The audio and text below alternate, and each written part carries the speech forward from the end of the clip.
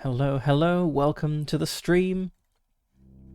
So today is Morkin week again. Before we get into it, I'm very hay fevery today, so if I suddenly just mute myself mid-sentence, it's because I'm coughing. But that aside, it's a trial I must go through every summer. That aside, we're here to play some Morkin. The regular schedule is paused for this week. We are back with the regular schedule next week, and as a reminder, we are playing Morkin this week because the sequel, I guess, game by the creator is on Kickstarter right now, and is for the rest of this month, so we're nearly at the first stretch goal, so you should go and back the Kickstarter because it's going to be a fun game. So, where we got to last time, we are on day 7. The world ends on day 31. We're currently camped at the base of the Tower of Koroth here, indicated by this little blue star token, which is, we started down here at the Tower of the Moon, and we've got to get over here to the Tower of Doom, so we're somewhere between like a half and a third of the way there. That's mouse and stuff in the way, so we can't take the straight route, but that's potentially pretty good, but things have not been going so well. Yes, I think that's a good thought. Kernathal's is just a dungeon. There's nothing really to do. There is a lot more in Morkin, like the bandit encounter last week. I think, as I said at the time, it would be kind of dumb in Kernathal's just to make a role-playing decision. But in Morkin, it makes sense, because you don't just feel like a token going through a game. So I think that's probably a big part of it. Yeah, so things haven't been going so well. To start with, I wanted to go check out this snow hall. Sorry, one of these two snow halls over here, these igloo things, because I didn't get to one in either of my previous games. But unfortunately, there were a few days of bad weather. We got attacked by wolves. We had to retreat back south and head up. So we kind of started heading off in this direction, but then we had to loop around and head up in this direction. We lost some time. My companion was brutally killed by bandits. Not great. So we're now alone. Our character is, if you look at our stats here, I would say we are more of a sneaker than a fighter. So our melee is only 40, but our stealth is 60. However, we have had a bunch of random encounters that lead into a fight, in which I think we couldn't really have avoided the fight because the encounter kind of began with the enemies being aware of us. So we have been fighting a fair bit, and we are somewhat injured. We've got 36 of 50 hit points. We are also fatigued. We are at 5 out of 4 fatigue, so we can't move from this hex. We can do stuff here, so we can check out this tower, the Tower of Koroth, but we can't move on until we rest, which is proving to be difficult because I've had terrible luck on all of my camping rolls. But assuming all goes well, I would like to check out this little cluster of hexes around here. So we have the Tower of Koroth, we then have Lake Dodrak, we have the village of Dodrak, and we have the ruin of Koroth here. The ruin is a special site. You can see from this number here, it is number 6. I don't know what that is because I've not been there before, but it will have a unique encounter, so I'm looking forward to finding out. Hopefully it is a good one. I would still like to check out a snow hall. There is one kind of on the way. There's this one up here, so maybe, we check out these hexes here, and then we head up to Lake Miro, which is another special numbered site, and then from Lake Miro we kind of go via this snow hall and kind of like somewhere like around here or something. You also need to keep in mind that last game I very nearly, as in when I last streamed this, I very nearly won. I got the Ice Crown from the Tower of Doom, but I was unable to destroy it. You actually have to get back to Lake Miro to do that. So I need to make sure that I get to the Tower of Doom with enough time to then return to Lake Miro to destroy the Ice Crown and save the world, all in 30 days. 31 days, rather. But, you know, I'm hopeful. Maybe things will go well, we'll see. And the goal is to wrap this up today or tomorrow, hopefully successfully, but we will see.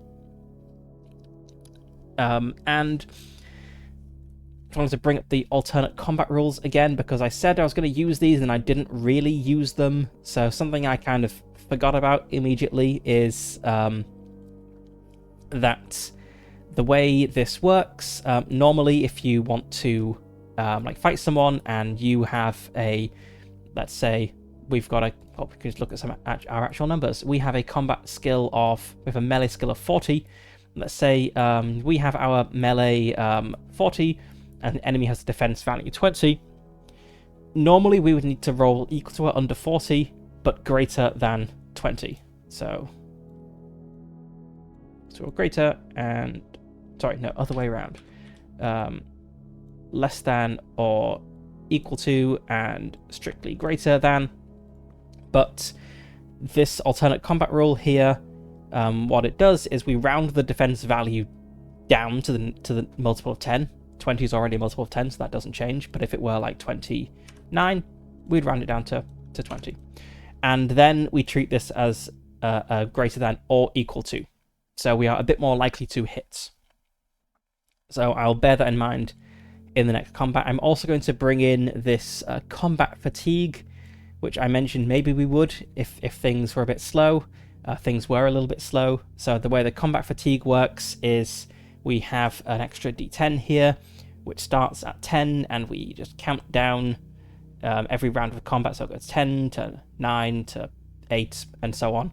And this is the maximum like defense value that we can have. So in round 1, someone could have up to a 100 defense value, but in round 2 it would be down to 90, and then round 3 it would be 80, and so on. And the idea is this models the combatants, both Morkin and the enemies, kind of becoming more tired, making more mistakes, leaving openings as the fight goes on. And so the longer the fight goes on, the more likely each side is to hit the other, which should avoid things dragging out too long. But I think that's all we need to talk about in terms of setup. So let's start with, I ended the day with, I did my ration, but we've not done anything for the new day. So the first thing we need to do is roll for the weather. And I'm hoping we don't have a heavy wind or a heavy snow day, because we really need to succeed on some skill rolls to rest. We have got a 7. No effects, just generic winter weather.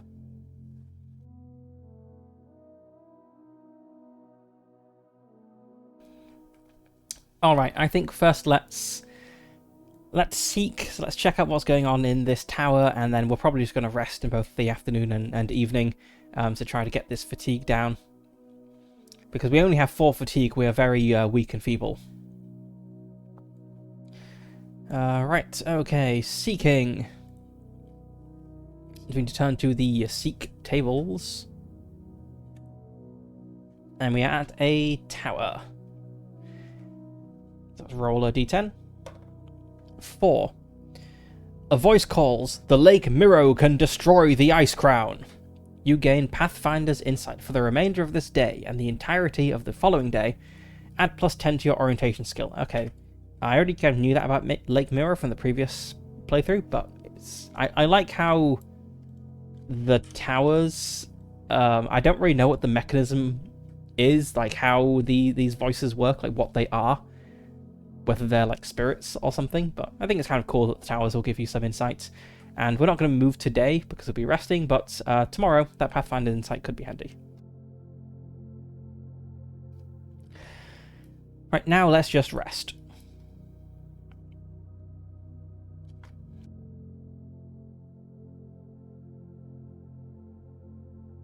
Okay, resting. Dedicate a quarter of the day to rest. You reduce your fatigue by d6. You can attempt a first aid skill check to heal yourself and your companions. Resting outside can be dangerous due to the possibility of wandering foes, so we then roll a die to see what happens. So we have a 1 in 10 chance of an encounter. It would be better if we could rest in the village, I think. Because if you're in a village, we'll definitely recover HP. But it costs money. How much money does it cost? How much money do we have? We have 13 silver. That's okay. Yeah, if we can recover just a little bit of fatigue and then move to the village, that'll be good. Or maybe we want to move to the lake and then the village. I don't know. Anyway, let's try resting for this afternoon, I think it is. Alright, so we can also use a first aid skill. Let's just check what first aid does exactly. First aid is in the section on healing, which is down here. Okay, first aid, check. You need bandages. I do have bandages, okay. My first aid is only a 40 though. But it's worth trying at least once, I think. Okay, so resting. First thing, do we have an encounter? If an encounter interrupts your rest, you'll not recover any fatigue. Okay, that sucks. 9, okay. No encounter. So we recover D6 fatigue, 5 fatigue, perfect. That's all of our fatigue gone. And we can then mark off a bandage and attempt a first aid roll. So our first aid is 40. We failed that, so we don't recover any hit points, but we are as well rested as we possibly can be. Which is great. So that was the afternoon, so it's now evening. I think we probably want to move down to Lake Dodrak now. So our orientation is a 61, and we are setting off from the plains, which is a further plus 20.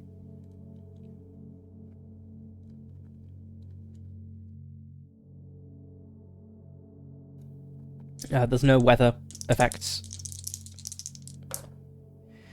We succeeded that. We could move more hexes, but I want to check out this lake. So we're not. We're just going to move 1 hex, and then we will attempt to set up camp for the nights. 94. Yes, another failed camping roll. Okay. Let's go to the camping mishaps.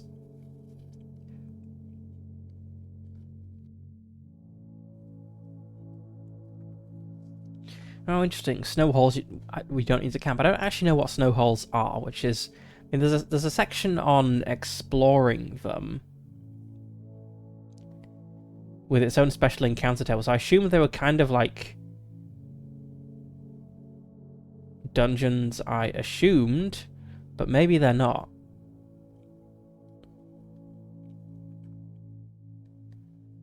Because we don't have like dungeon generation procedures for them.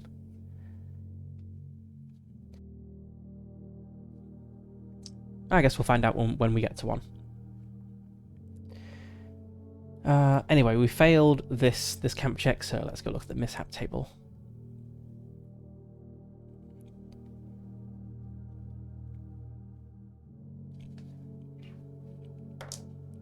One.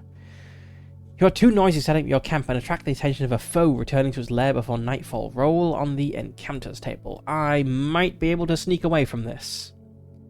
I think this is an encounter where sneak is reasonable, because we haven't begun with the enemy like facing me. So if you look at like number 3, for example, the area is very humid and the Morkin won't leave you alone. N Morkin attack you. I think in this situation, like, the Morkin are there. We can't sneak away. They know we're there. And similarly with the lions and so on for Encounter 5. But this one, we've made noise. Some creature comes to investigate. We can sneak away before it gets to us, and it will just like nose around the camp potentially.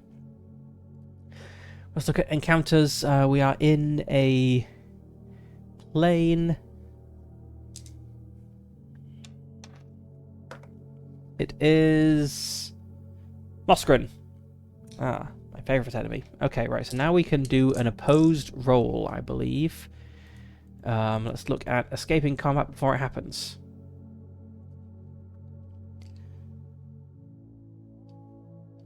Ooh.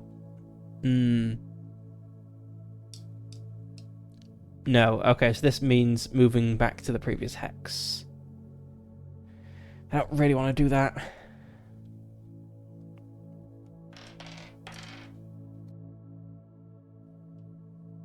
Okay, let's fight the Morkin. We've got our new combat rules to make it go fast, so it'll all be fine. Anyway, yes.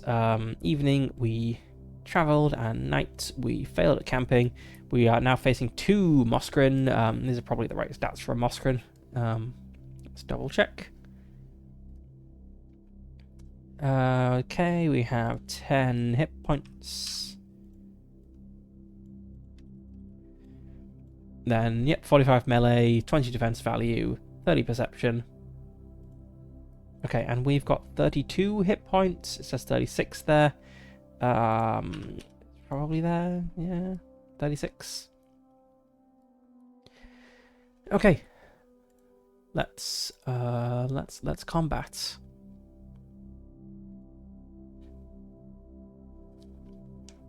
I also completely forgot that the first side to act gets this plus 10 bonus.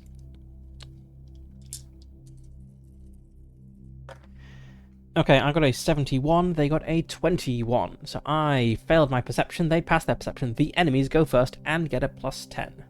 I wish I hadn't remembered that rule now.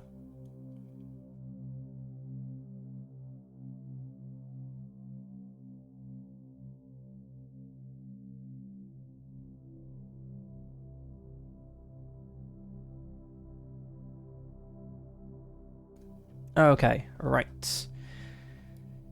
So, the Morkin table.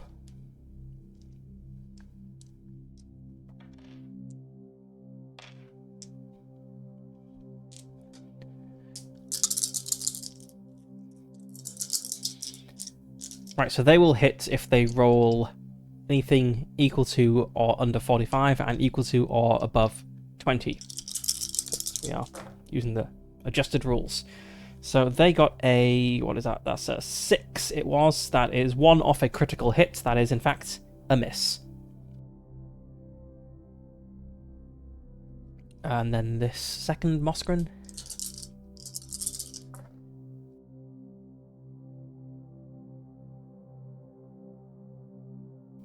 This guy got a 30, which is a hit.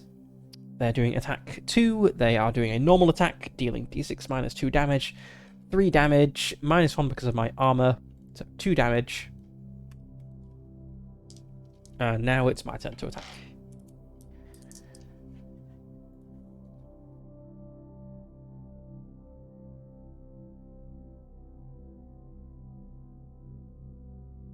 Okay, let's look through these actions. Because I think I realized last session that I had interpreted aim for a weak spot incorrectly in the previous games. I thought this skipped. Yes. So it says you skip your attack this turn, but on your next turn, your attack ignores the target's armor absorption value and deals an additional plus 3 damage. In the previous Morkin streams, I interpreted this as it skips the target's defense value, which is not right. So the absorption value for, like me, for instance, is 1. That is how much damage reduction I get from my armor. So it is much less good than I thought it was. So, let's see.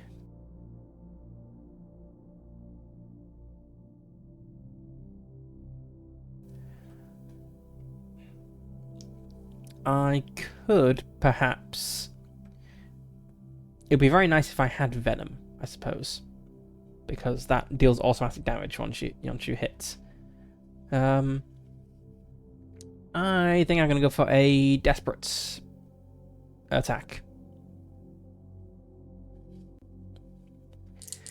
But yes, having only 40 melee and needing to roll equal to or above a 20 is tough. I only have a 1 in 5 chance of hitting each round.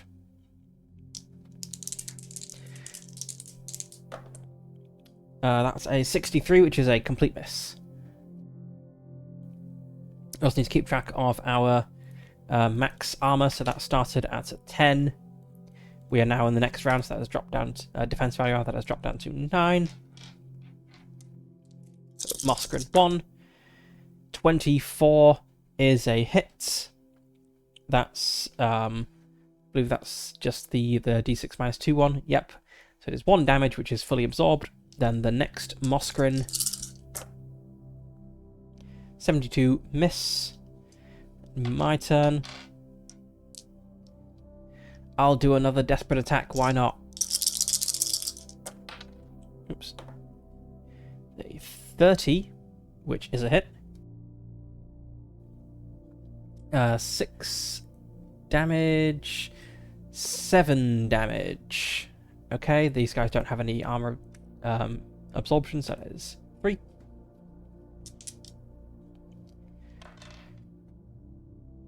And now it's the next round, so that drops down to 8. 62 is a miss. 97 is also a miss. I will do another desperate attack. 57 miss. Now down to 7 defense value.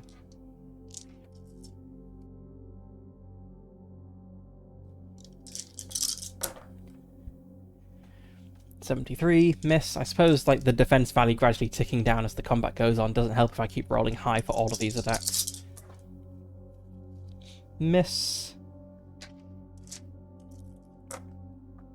Miss.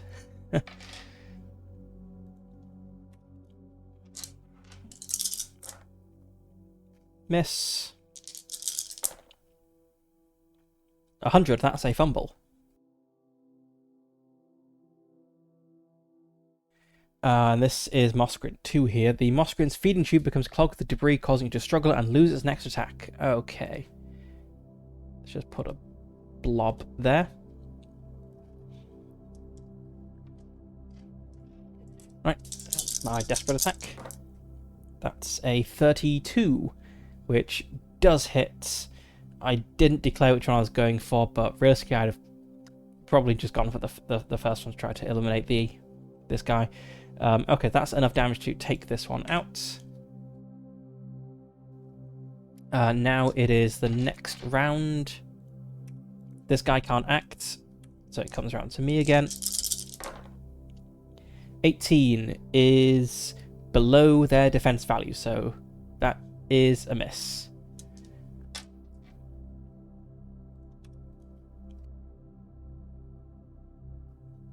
We're, edging towards armor, rather defense not being able to do anything with this ticking down. Okay. 43. That is just a hit. Okay, attack 5, which is the normal attack, for 3 damage, which becomes 2 damage.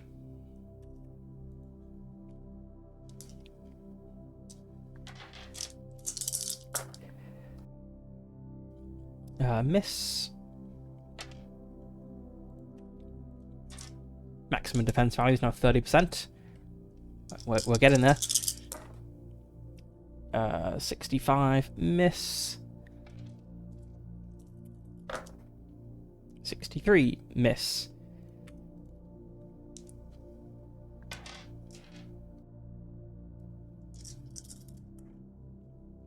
That's a 9, which is also a miss. Although if this had been a couple of rounds later, that wouldn't have been a miss because armor would have gone.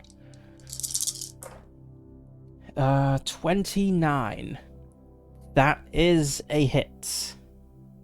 Okay, and that's, what is it, 7 It's a d6 plus 1, isn't it? That's 8 damage. Okay.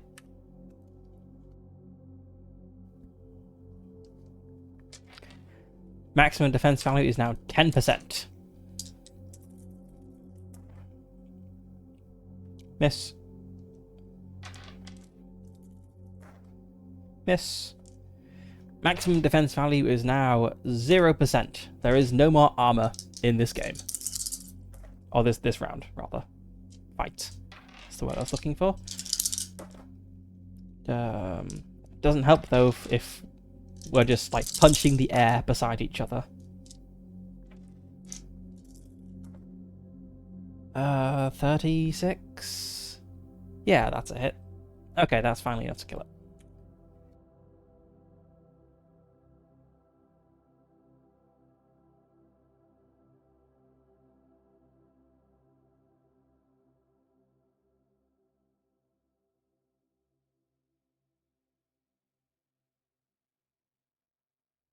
Okay, right, so I got 2 XP and 2 rolls on the stuff table.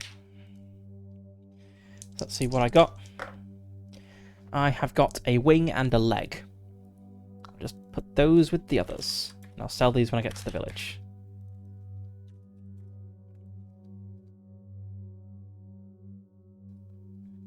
Okay, so that was the night. We didn't recover any hit points because we didn't camp successfully. So it is now the morning of the 8th.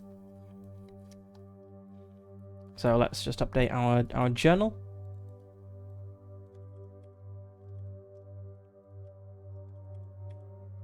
Why can't I copy paste that? Okay. Right, okay, so morning, I clambered up the tower.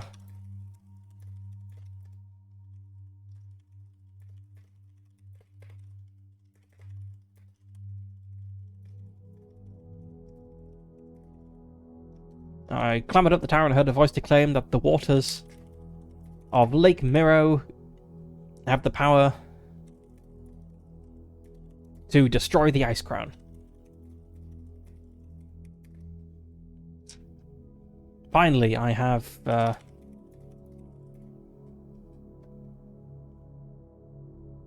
what is this? I feel like Morkin isn't the sort of person who would say, I have a concrete plan. That sounds far too businessy. Finally, I have good direction for my quest. I must retrieve the Ice Crown and take it to the lake.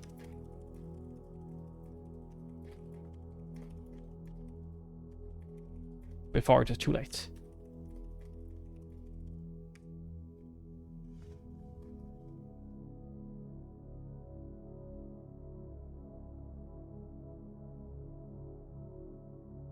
In the afternoon, I rested.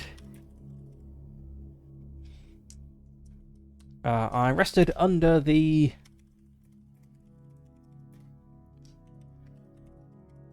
faint sun, because it's all wintry. It's not going to be a nice warm sun to rest beneath. I rested under the faint sun since I seemed incapable of doing so at night.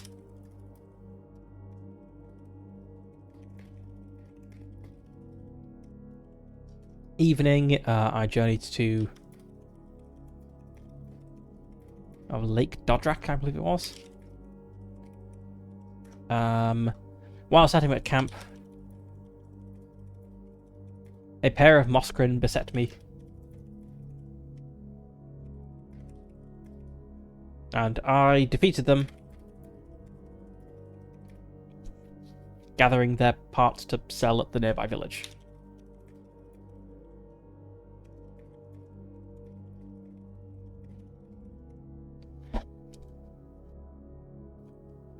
Okay, right, so weather, yes. I wonder whether the weather will be good today. 6, that's general mundane weather. Yeah, okay, and we need to cross off another day. 1 day closer to the end of the world. We're fine.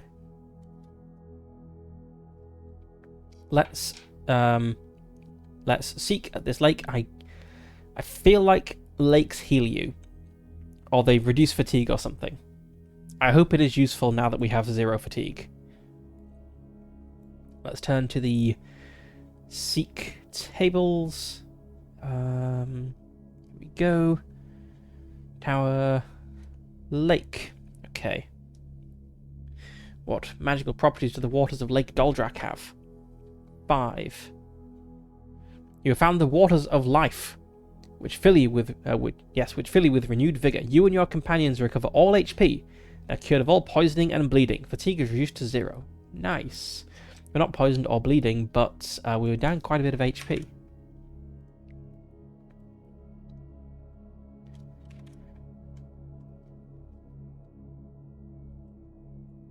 Let's say that I bathed in the waters of the lake and felt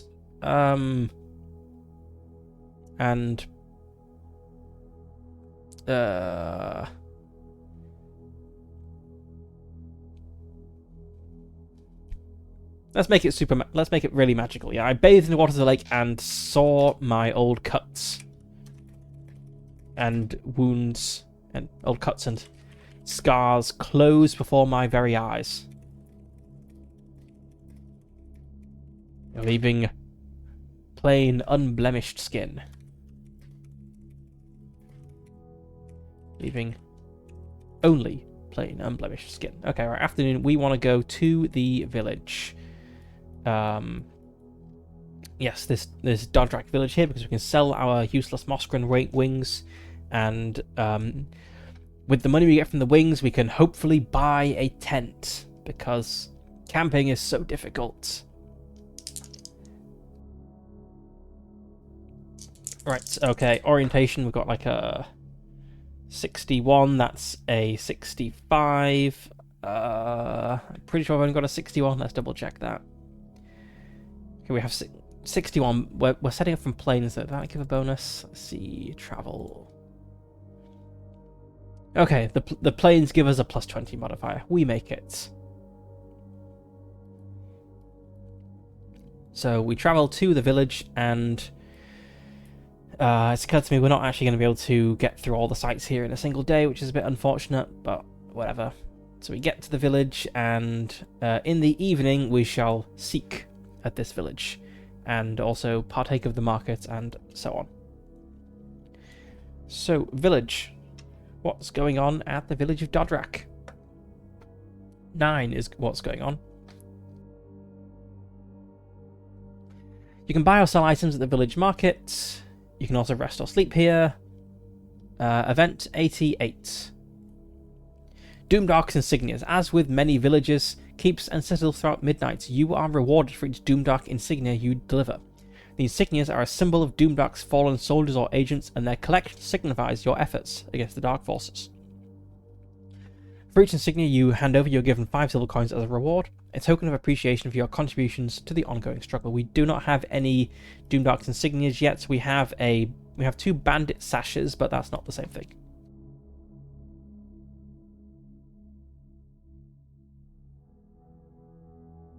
So let's consult the street market table, and I think I skimmed through the book last time to work out what you could do with a bandit sash, and they're relevant to some events. You can't just sell them, unfortunately. So let's see how expensive things are here. 1. Subtract 2 from the average price. Okay, so we're going to get less money for our stuff, but that means also the tent will be cheaper, so hopefully it will even out. The Morkin leg and wing. We're only going to get 4 silver from these. I've forgotten what this wooden idol did. It did something with healing, I think.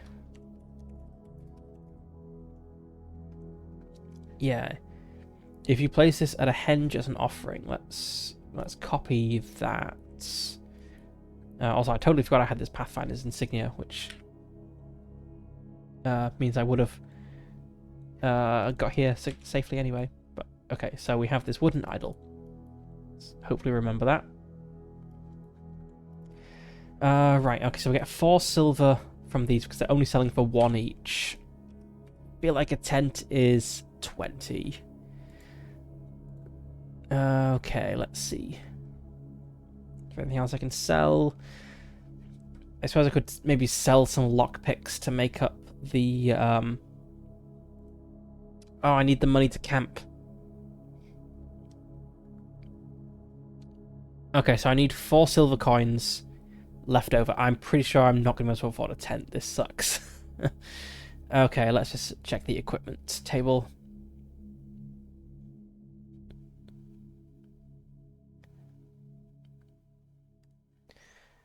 A tent. Camping gear costs 18 here. My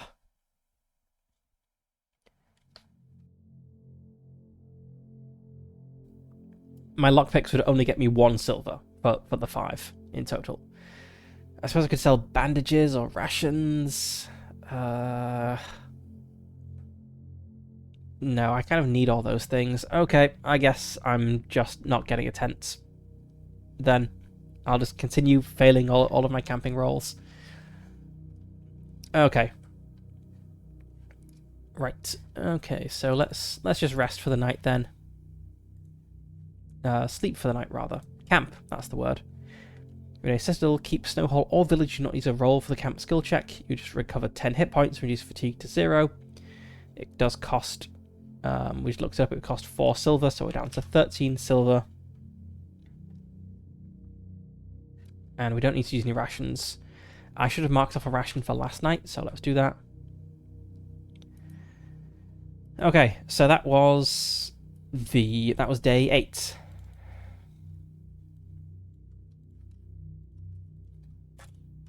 So now we're on day 9.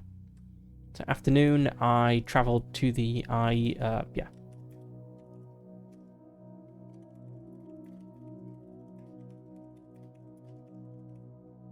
walked to the nearby village of Dodrak.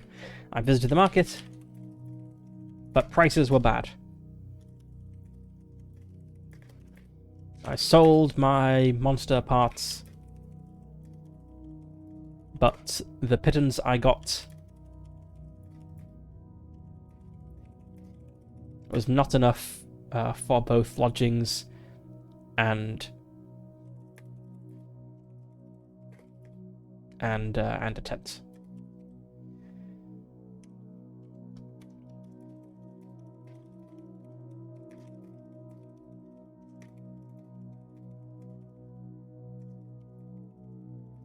And then at night, I slept in the village, the best night's sleep I've had since this journey began. Okay, next day. Cross off one more day, roll for the weather. And then we want to go to the ruins and see what's going on there.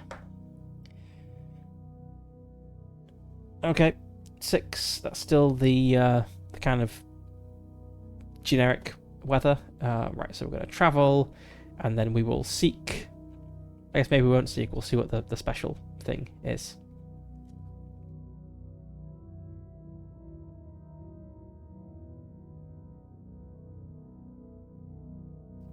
Right, okay, so I've lost this Pathfinder's Insight now. I'm still setting off from planes, so I'm rolling against 81. That's fine, that's a 16. Okay, so we make it here, and I believe it's just when we enter, we check what the special thing is. Yeah, if you're at a special sites table, special site, consult the special sites table. Okay, and this is 6, the Ruin of Koroth.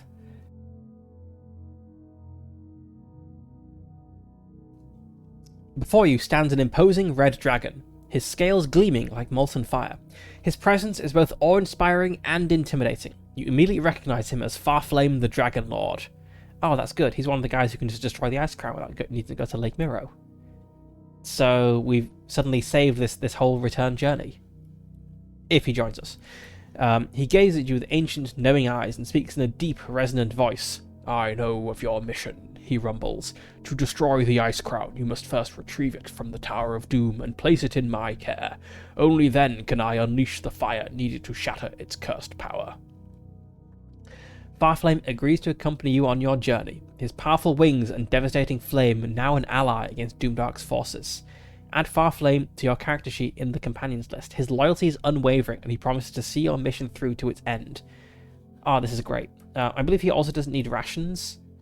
Yeah, he doesn't need rations. He hunts his own food. Okay, so he has... Oh, he's got more hit points than me. The only companion who does. Okay, so 70 hit points, plus 10 melee. Ooh, it's so good.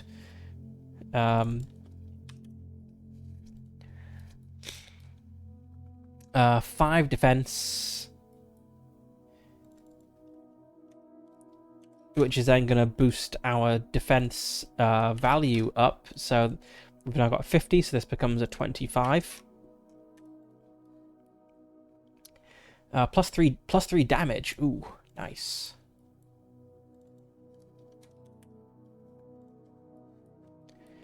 And plus 5 perception.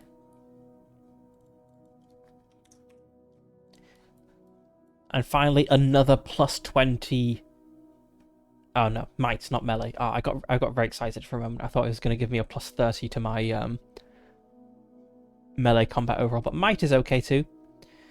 Might is what you use for like breaking down doors and other like feats of strength. So this is pretty good. Let's just note down he also has what, 70 hit points. Gonna go in the list. So we have Farflame,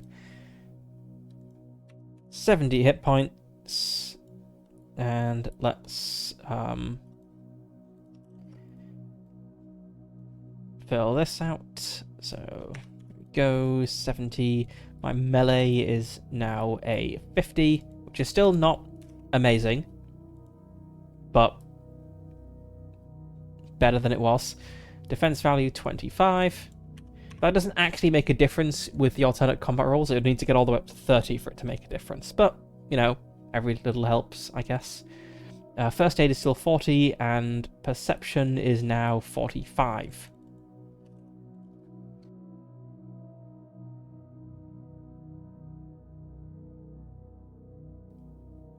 Okay, that's good. That is very good. This is also a ruin, so we could seek here and do like a little dungeon crawl. But I don't know. We've not done one yet so far. It could be fun to do a little dungeon crawl. I'm just looking at the map, thinking whether we'll get to do another one on the way. And there is a ruin over here which we'll pass through. I guess we could also maybe... So we suddenly have loads of time because we don't need to come all the way back to Lake Miro. I'm considering, like, I'm wondering whether we skip Lake Miro entirely. Also, some of these ruins are named. I believe some of them had like special maps. Let's have a look. The special maps are the Cavern of Kor, the Ruin of Tumog, and the Ruin of Death. Okay, we've got the Cavern of Tumog over here.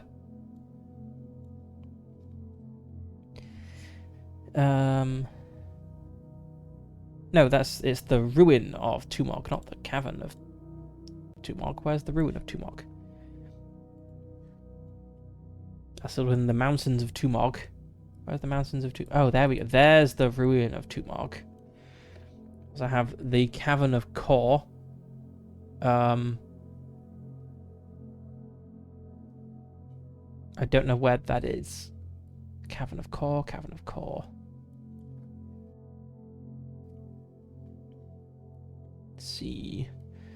It'd be cool to swing by one of these. I've got the Mountains of Death. Surely the Ruin of Death is around here somewhere. Yeah, the Ruin of Death is over here. And I was thinking it would be cool to maybe swing by one of these like special places. And then finally we have the Cavern of Kor. Where is that? It's over here. Okay.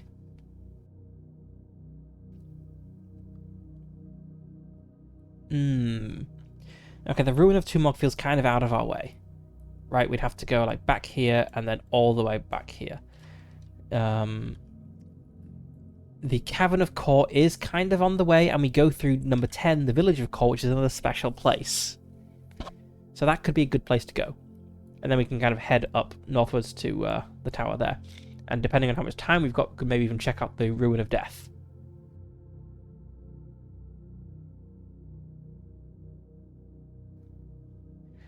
Do you want to check out an ice hall, though?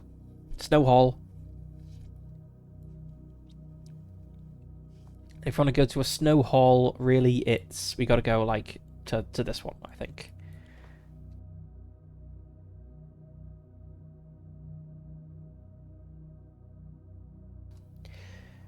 All right, I think I do kind of want it. Would be nice to visit one of these special places, but other than the Ruin of Death, they're not really on the way because I do want to check out other things. So let's kind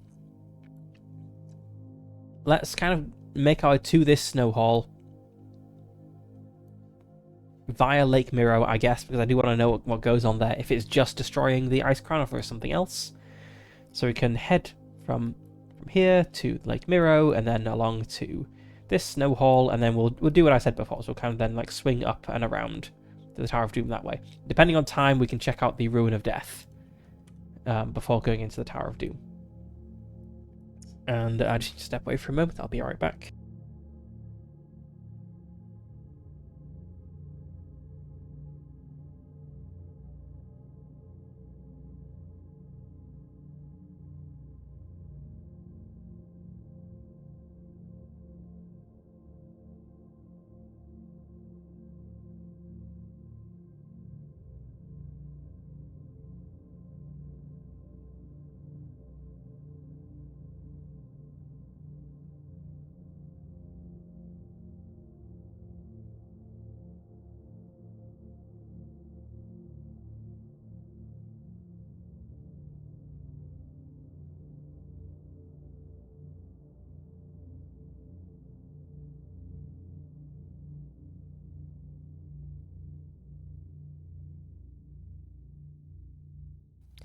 Okay, I'm back. Right, let's go. So it's still first thing in the morning, right? Yeah, we traveled here in the morning, and you have the encounter to a special site when you travel. So we have the day ahead of us to go to Lake Miro. Unfortunately, we will be passing through mountains. So how much fatigue is that going to give us? We're going to need to camp immediately after passing through the mountains. We're on horseback. We can move through 3 hexes, even though 2 of them are mountains, because we are starting in the plains.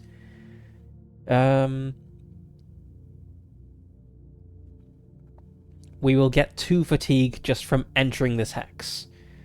So if we succeed all our orientation rolls, we'll go here, go up to 2 fatigue, and then here, then go up to 4 fatigue, which is our max, but we haven't exceeded the max yet, so we can then do our 3rd move to like here, and then we'll be out of the mountains 4 out of 4 fatigue.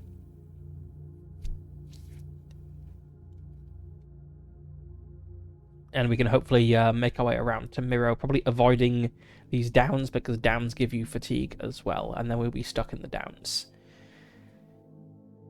Alright, let's try it. So, setting off from the plains in decent weather. Also, we'll have a penalty to our orientation rolls in the mountains, which is unfortunate. And we're rolling as 81 right now. That is a critical success. So orientation immediately goes up by 1. We move here, get 2 fatigue.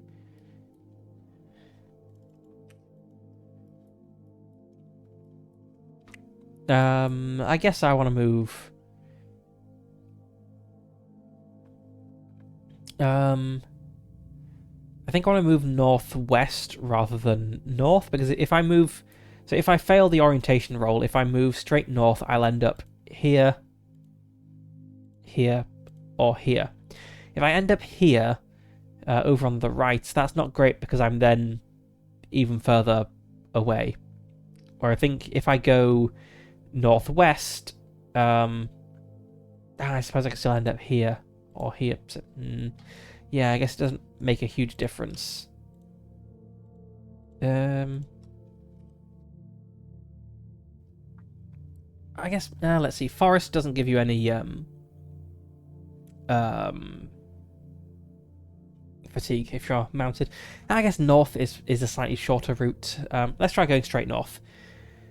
We are now rolling against 52, so much worse than we were before. But that's fine because we got a 49, so we move up here and gets to 4 fatigue. And then another roll, our third move, because we set off from the plains. I'm trying to go straight north, I think. That is a 97. That is a failure, so let's see where we end up. 2 is veering off to the... I didn't roll encounters for these hexes, that's why I just automatically grabbed 2 dice for this. Okay, I'll roll encounters multiple times and see where we get. So we're trying to go straight north. We said veered off to the left. So right here, we rolled a 6 for 1 encounter check. We need to do 2 more encounter checks. Okay, no encounters. So that went pretty well, I feel. So that was our afternoon. We were travelling, and then for the evening, I guess we'll travel some more.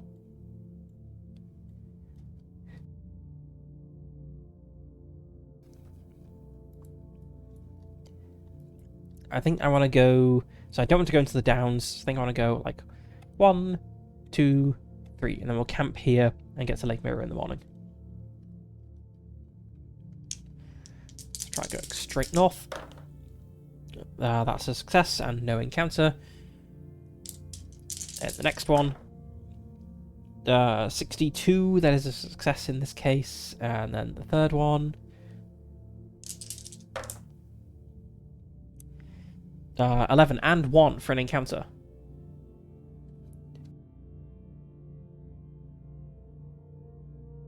So we did move, but we have an encounter. Fortunately, we have Farflame the Dragon Lord to help us win this encounter. Events table. We're in the plains. Gotta roll our D66. 65. And 137. Hungry soldiers. As you travel through the wilderness, you stumble upon 3 wounded soldiers huddled together, seeking shelter from the biting wind. Their battered armor and exhausted faces tell a tale of hardship. They explain that they are the sole survivors of a recent skirmish with Doomdark's forces and are both weary and famished. One of the soldiers, clutching at his side, speaks in a strained voice. "We barely escaped, not without a fight. We managed to take down some of Doomdark's men before they overwhelmed us." You have the option to assist them. If you have rations, you may give 1 ration to each soldier. Grateful for your aid, the soldiers present you with a Doomdark insignia each, a grim token taken from the enemies they defeated in battle. The soldiers thank you for your kindness and warn you of the increasing peril in these lands while continuing on their way.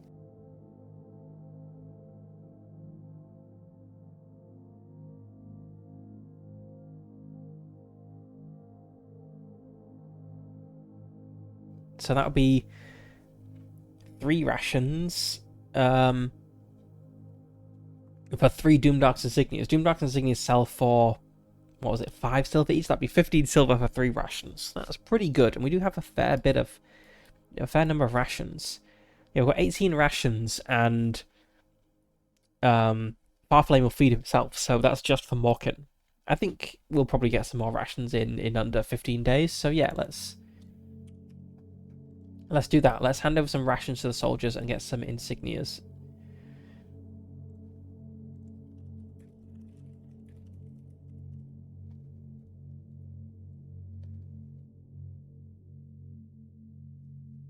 Let's note down what's been going on.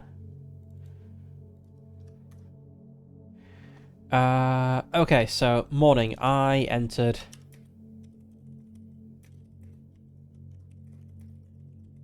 the ruins of Koroth, and there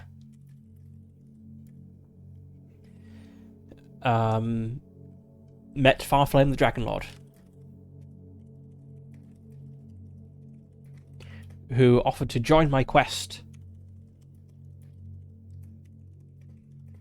and destroy the Ice Crown with his fires.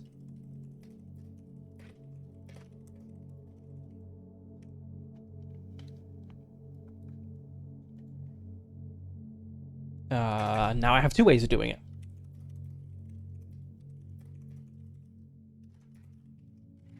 Afternoon. Traveled through the mountains in the direction of Lake Mirror. Oh, we traveled through the mountains.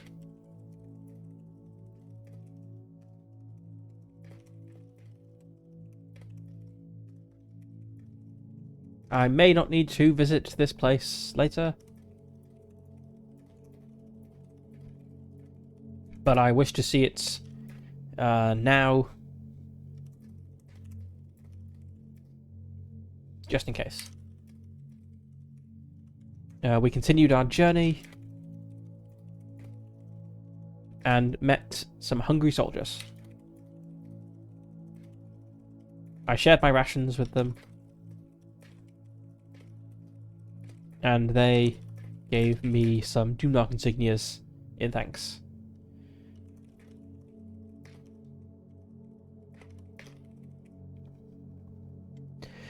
Okay, let's try camping. Because we're not going to get... We can't get to Lake Miro before nightfall, so... 45. 45? That's exactly a success. It's just the comforting warmth of Farflame the Dragon Lord. Helps me have a good night's sleep. Possibly the presence of a giant dragon keeps all the Moskrin away. Okay, so this is going to recover D6 fatigue. Yes. 1 fatigue. Okay, fine. Hopefully Lake Mirror will do the rest.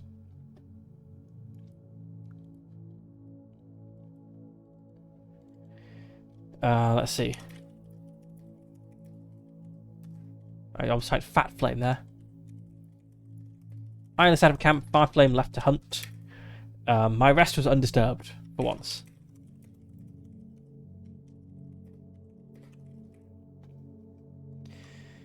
Okay, we're on day 10 now. Man, this is going so... Hang on. I feel this should be one further along. But yeah, this is going so much better than the previous game. So I've got 1, 2, 3, 4, 5, 6, 7, 8, 9. Now we're on day 10. What weather do we have? 8. Still just kind of sad, but not terrible. Right, and we're going to travel in the morning. We will hopefully get to Lake Miro. It's only 2 hexes away, so I feel we should get there. Then, once we're there, we'll have the special encounter. We can also do the Seek thing and hopefully get healed of all of our fatigue. And then we'll be striking out northeast. I mean, I guess I could go to the Keep of Lotharil as well. That's pretty close. There's also a numbered location.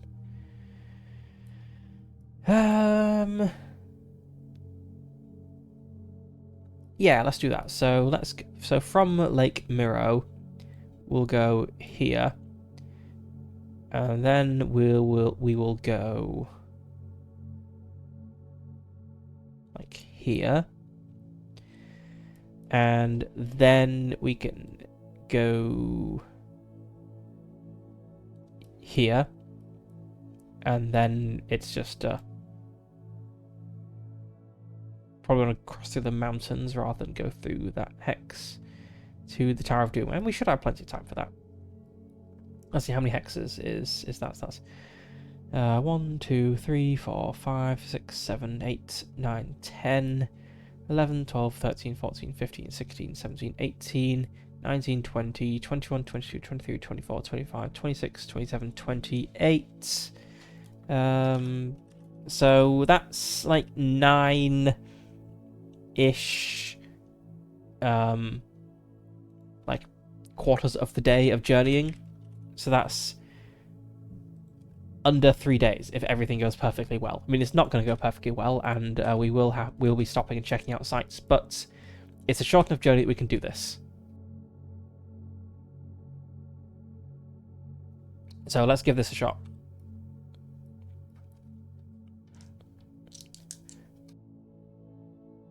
We get up in the morning, Farflame the Dragon Lord descends from the sky with like an entire deer in his mouth or something, and we set off in the direction of Lake Miro, rolling against an 82 again. Okay, that's 1. Encounter check. We have an encounter, okay. Encounter 52.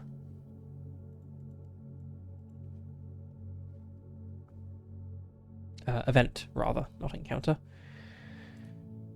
Voices in your head. You arrive at a set of ancient ruins where the air is heavy with humidity and the standing stones are covered in a strange sticky substance that glistens in the dim lights.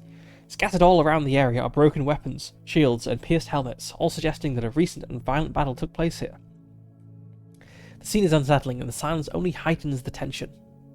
As you draw closer, a peculiar sensation washes over you. Whispering voices begin to echo in your mind, urging you to leave this place immediately. The voices are insistent and unnervingly persuasive, filling you with an instinctual urge to flee. What will you do?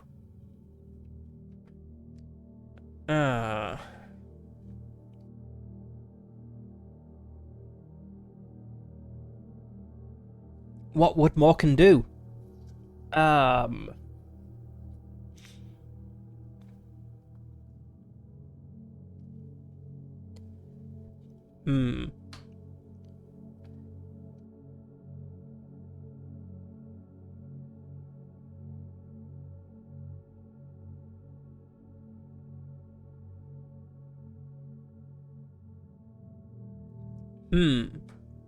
It is tempting to approach the ruins. I have a fairly poor mental toughness, but it could be worse. I'm going to approach the ruins. Mistworm. As you venture deeper into the ruins, you come face to face with a creature of legend, a Mistworm. This enormous serpentine being slithers silently through the icy tundras and hidden caves of midnight, its pale, translucent scales blending almost seamlessly with the snowy terrain. The sight is both mesmerizing and terrifying. You had heard whispers of these creatures, but thought they were mere legends. No one you knew had ever seen one. Without moving its jaws, the Mistworm addressed you telepathically, its voice echoing in your mind like a distant, haunting whisper. I told you to stay away. Why didn't you? Choose your response. If you reply, I want to behold your greatness, or I want to confront you. I don't think I want to confront the Mistworm. Let's say I wanted to behold its greatness. Merveillous the Mindbender. The Mistworm before you continues its telepathic communication. You do well to admire me, the creature declares with a voice echoing in your mind. I guess that's not a very echoey voice I've been doing. I am Merveillous the Mindbender, famous throughout midnights. But wait, are you trying to deceive me? Don't forget that I can read your mind. Merveillous tests your intentions with a subtle yet powerful psychic influence. Make a mental toughness skill check. Okay. I don't want to have my brain melted by a psychic worm, so I hope I pass this roll. 3 critical success. Morkin may not be my Morkin may not be super smart, but when it counts, he can pull through. If you succeed, Merveillous continues. Very well. I will share some stories about myself. I want you to spread them far and wide to enhance my legend. For the rest of the day... Okay, I'm losing the day here, I guess. Fine. Merveillous regales you with tales of her great deeds and conquests, her serpentine voice filling your thoughts. By night, she releases you, seemingly pleased to have found someone to carry her legend beyond the icy tundras of midnight. Okay. Right. Let's roll to camp, then. 37, that's a success as well. Wow, I'm killing it. Well, not killing it, because a worm did not kill me. But okay, we moved like 2 whole hexes today. Okay, right. So that was day 10.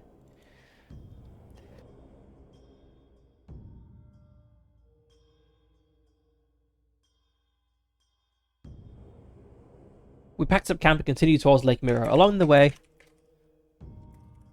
we entered a misty region with ruins and signs of a recent battle. A ghostly voice told me to flee, but I mastered my fear and continued. I beheld Mervillus the Mindbender. I beheld within those ruins.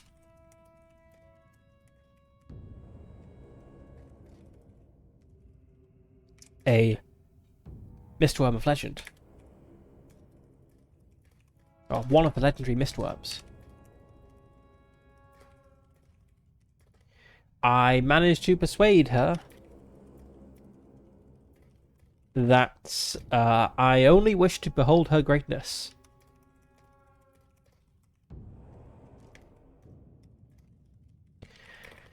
Thankfully,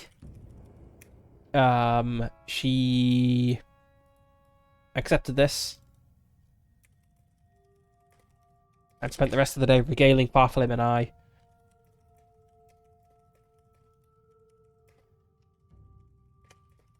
with stories from her past.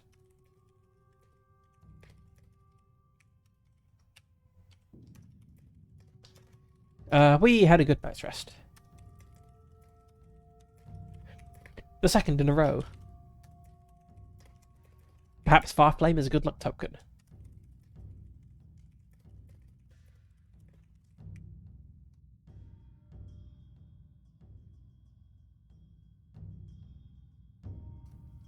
Right. Okay. Need to mark off a ration.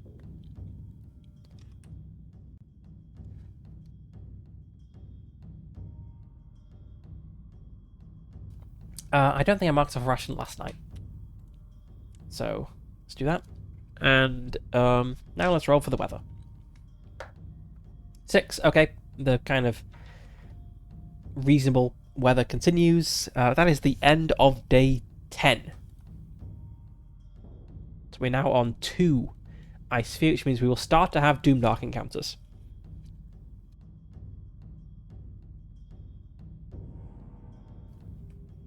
Right. Okay.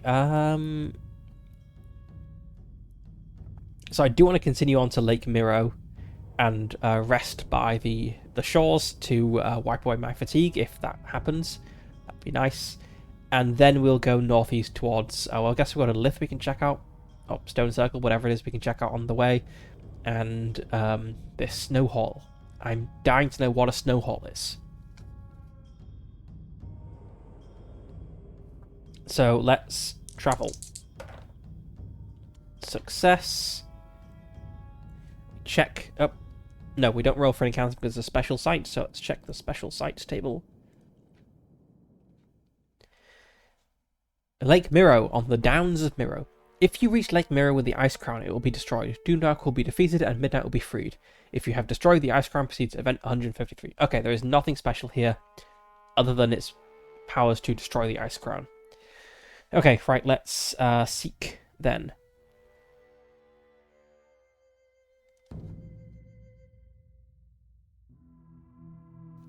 Right, it is a lake.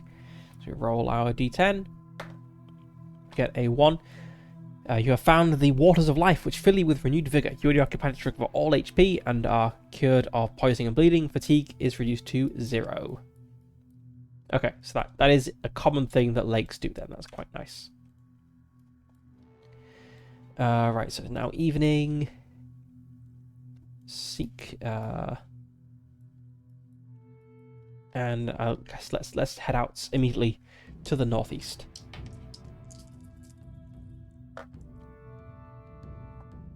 Success, no encounter. Oh, I need to roll for Doomdark encounters now. What do I roll for those? I believe it's a D10.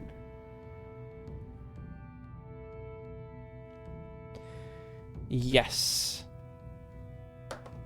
Okay, no Doomdark encounter, no regular encounter.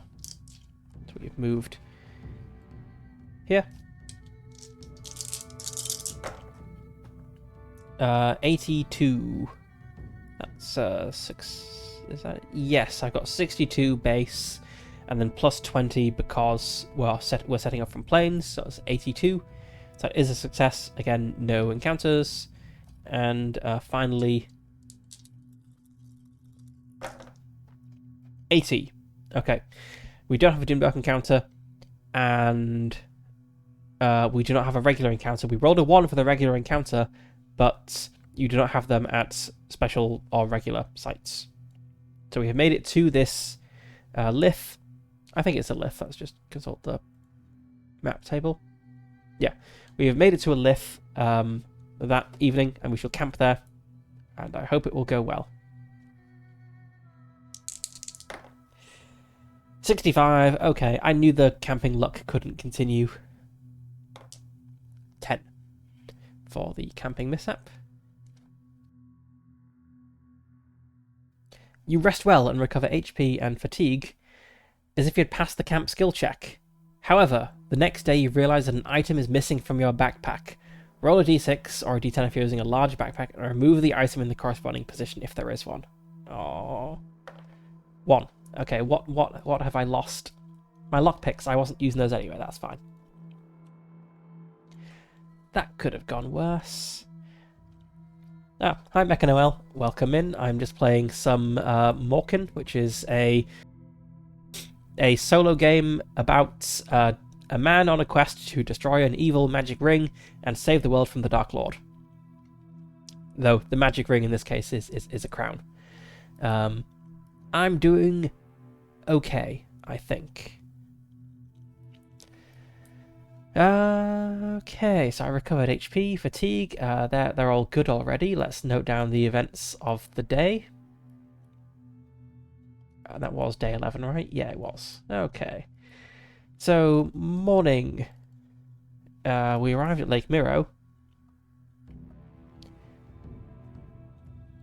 Ah, good. Well, this session is going much better than the previous session did.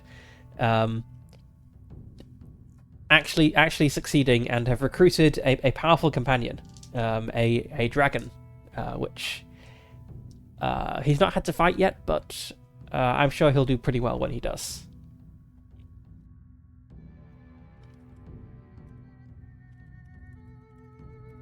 We arrived at Lake Miro, and I felt the powers of its waters. It is warm even in the middle of winter. Of this unnatural winter. Surely this has the power to destroy the Ice Crown.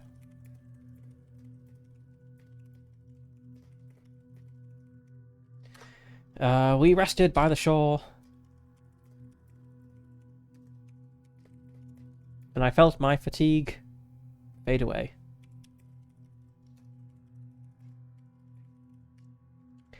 Feels kind of bad that we have a dragon on our side and he doesn't offer to just fly us to the destination. It's the whole eagle situation all over again. What do we do in the evening? We travelled some more.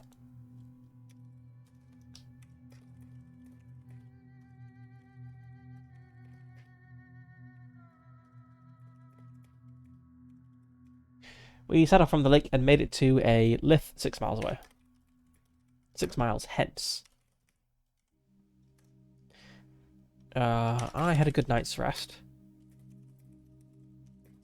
But found in the morning that something had gotten into my pack. And my lockpicks were missing. Who would have taken them?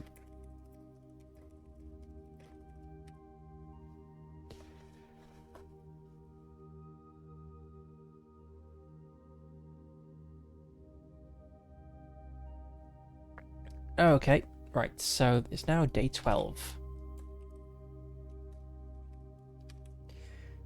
So let's cross off the day, eat a ration, and roll for the weather. Down to 12 rations, that's still plenty.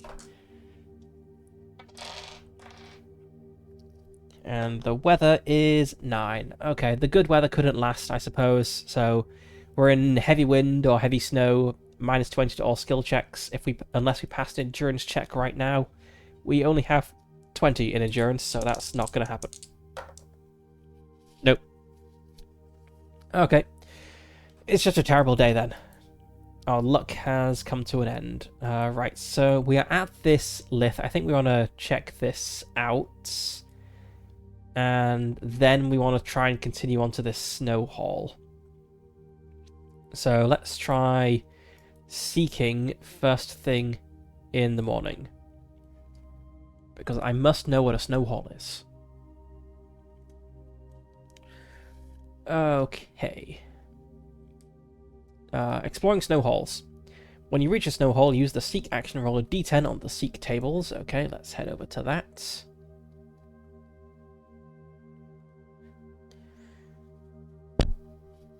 Right, here we go. 2. Snow hall rises from the snowy expanse like a giant iceberg, its stone walls encrusted with frost and its battlements capped with snow. The silence here feels heavy, as if holding its breath. Then check whether it is inhabited. Roll a d6. A 1. It is inhabited and you must fight. Consult the snow hall encounter table. Okay, let's open that in another tab. Snow hall encounter. Oh, cool. It's got a whole separate encounter table. Nice. What are we fighting? 8. A dread widow. Just a lonely old woman who's lost her husband. Oh, that sort of widow. Okay. The Dread Widow is an advanced and deadly cousin of the Despair Spider, lurking in the shadowy realm of Midnight's ancient forests and frozen wastelands. Unlike its kin, the Dread Widow has mastered even more terrifying abilities and a darker, deadlier arsenal that can sap the will of its enemies while inflicting severe, lingering harm. This arachnid is nearly 3 meters in size, with a ghostly translucent body that pulses faintly with an ominous dark blue hue. Its eyes burn with a malevolent crimson light, and its 8 legs are armoured in frost-sharpened chitin. Long, barbed appendages adorn each leg, making any escape attempt a deadly challenge. Okay. We have a Dragon Lord on our side, though. So how bad can it go? Let's just shuffle the combat order. So Farflame is going to be first to take a hit.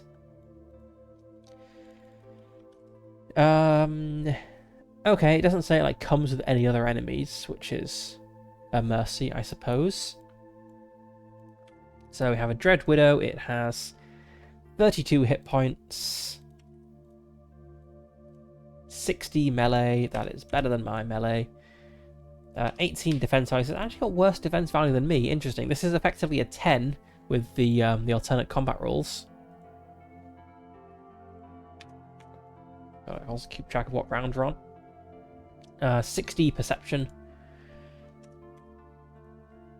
And it doesn't say it has any armor. Okay, I guess the being armored in frost sharpened chitin is just a kind of a flavor thing. It doesn't actually have any damage reduction. Okay, I'm optimistic about this. He says as he goes to roll initiative. Okay, got a 34. I got a 25. I believe lower wins. That's,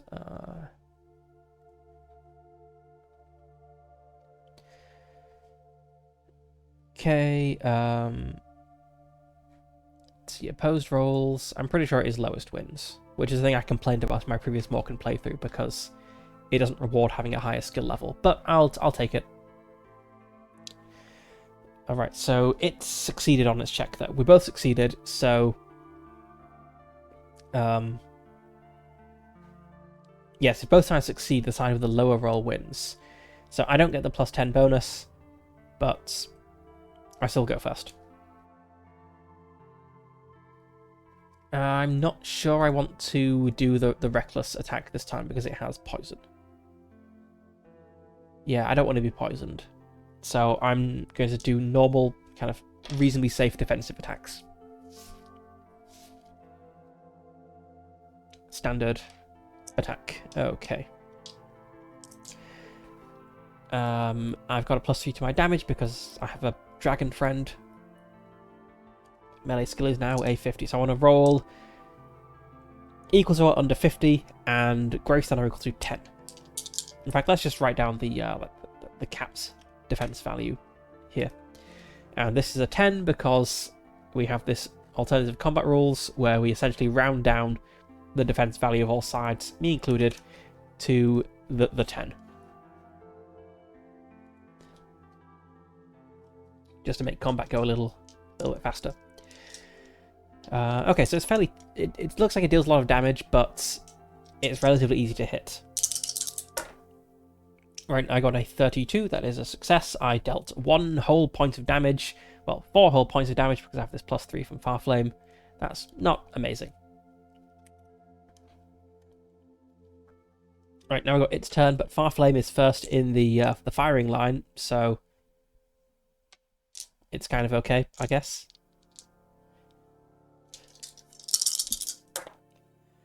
Okay, got a 35 to hit, which is a success. It is doing attack number 6.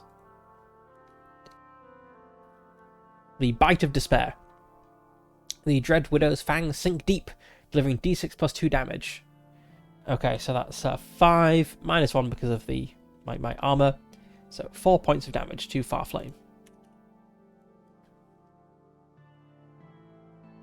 I assume my armor applies to my companions because they don't wear armor themselves. Okay, right, that was the end of round 1. And I'm next in the firing line for damage. I probably could have done the reckless attack since it wasn't me who would be poisoned, but okay. 19. Yes, that is a hit. So another 5 damage.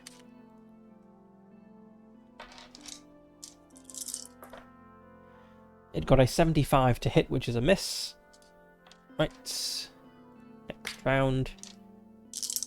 It's still on me, so I'm not going to do a reckless attack. 57, that is a miss. Which is a shame because it would have been max damage. It's got an 82, I guess. Yep, but that's a miss anyway.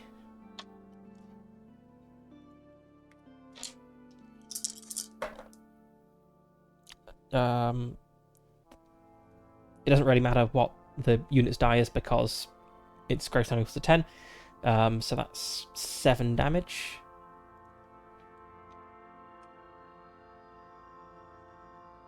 I'm now questioning my ability to do mental maths. Yeah, 16. It's going down much faster than I thought. Okay, 40. That is a hit. Doing attack 6 again, which is the d6 plus 2. So 5, 4 because of armor.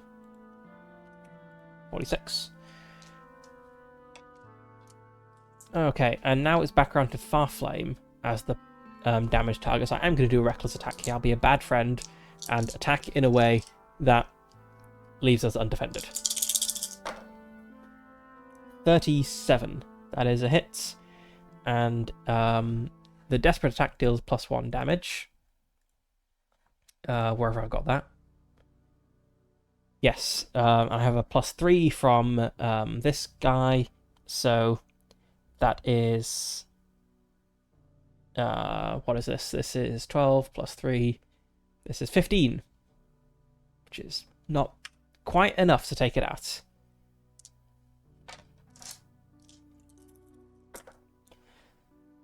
It misses. That's all fine. Do a regular attack now. 8 is a miss, unfortunately.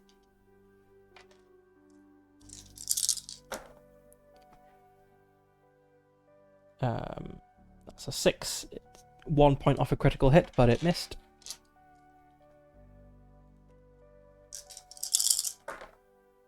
.98, complete miss. Now we are kind of going through the motions at this point because it does only have 1 hit point left. But it could still, you know, poison someone. Okay. But it's all the attacks it's hit, it's gone for attack number 6, which is just the extra damage. But it is doing max damage this time, so it's doing 7 damage to Farflame.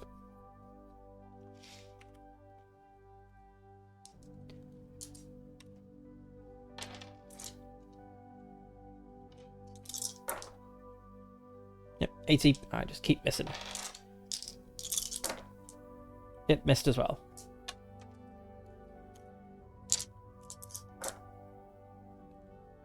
Miss. 40, that's a hit, and it's doing something different this time. It's doing attack number 4. Shadow Web Snare.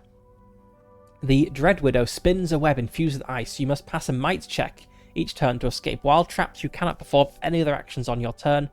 If you free yourself, you'll be able to attack on your next turn. Okay, right. So I'm kind of stuck.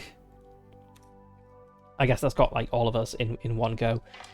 Okay, might. I am not mighty at all. I have a 40 might. Okay. Right. Okay. Miss. Oh, not miss, rather. I failed to free myself. 17 to hit. That is not a hit. Alright. We've gone for so long, my defense value has been reduced to 10. Trying to free myself from these webs as well. Again, rather. 41. 1 point off.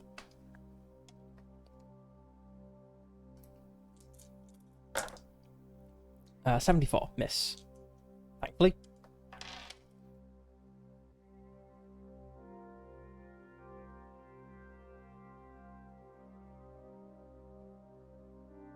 Okay, nobody has any armor, or any defense value, rather, in this fight anymore.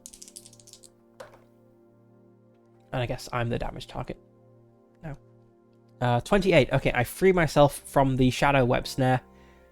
So next round I can attack.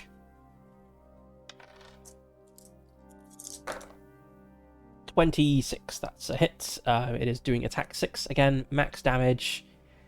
7 damage to Morkin. Down to 39 hit points.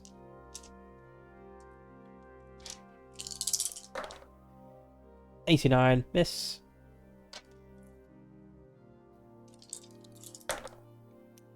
Miss. Just a bunch of people standing in a circle, all punching, but missing with their fists. Okay, 38, that is a hit, thankfully. We did it, we defeated the Dread Widow. That's a whole 3 experience points. And it has some loot.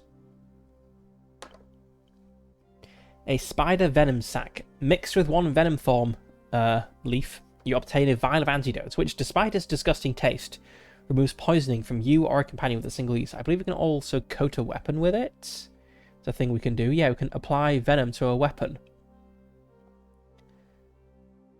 Okay. And that only costs 4 action points, and attacking costs 6. So we can apply poison to a weapon and stab the enemy in the same round. That's good to know. Alright, spider venom. Sack.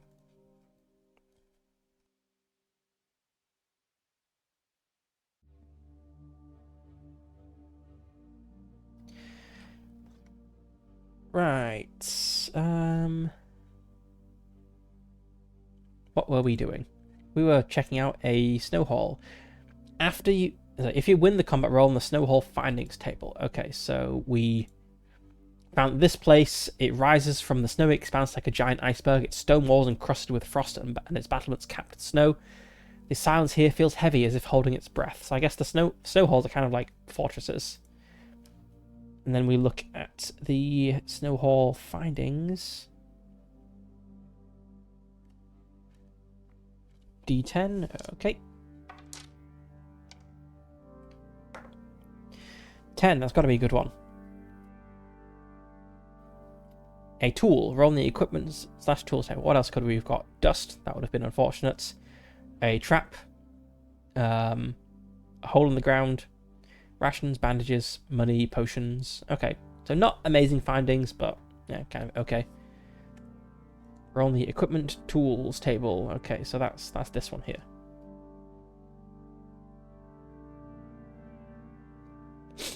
Right.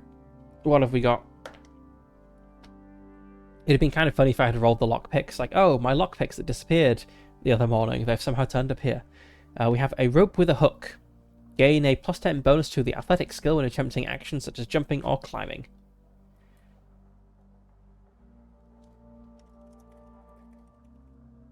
Rope with a hook. Athletics, we have a +10. It says when attempting actions such as jumping or climbing, but that's probably mostly what you do athletics for, so I'll just leave it there. Okay, that was... Ah, no, I messed up. I'm not at the snow hole yet. The snow hole is here. Okay, right. Okay. Let's tell you what, let's just swap these two hexes. Right, so we have a little snow hole here. We have a little lith here.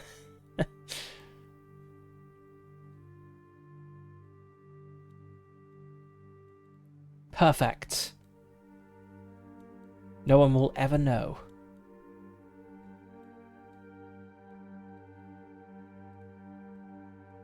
Let's just lock these in place and pretend the map was like this the whole time.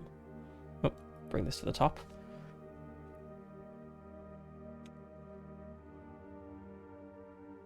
Yes, we all saw there was totally a snow hole in this hex the whole time. It wasn't a lith that somehow transformed into a snow hole. Right, okay, let's note that down. Made it to a lith. Actually, I think we'll find it as a snow hole.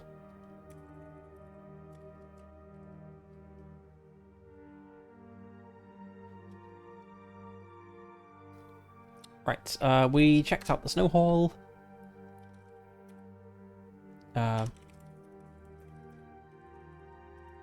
We investigated the snow hole, an imposing structure rising like a giant iceberg. Oh.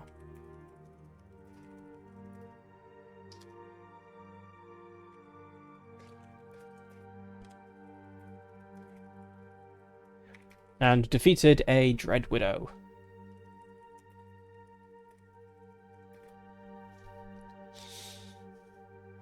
I found a rope with a hook, but anything else of use had long been taken.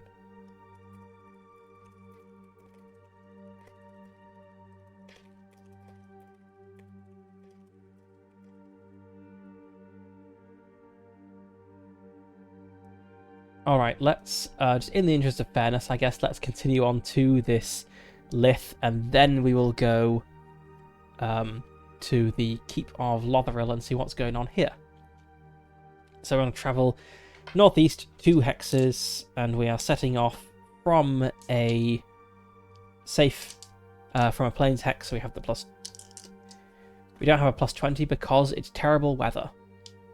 So we're just rolling against a 62.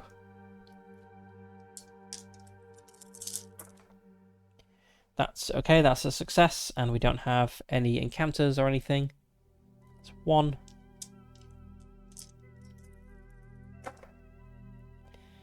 Also okay.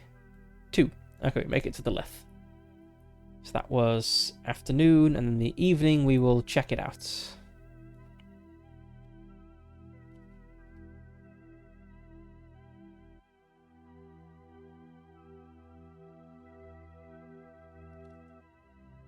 We departed the snow hole and continued northeast, where we found a lith.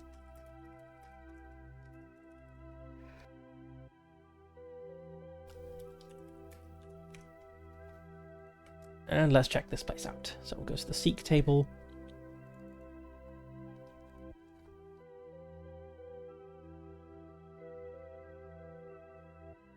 I feel like half the time I've gone into a lith, it's teleported me to a different time of day.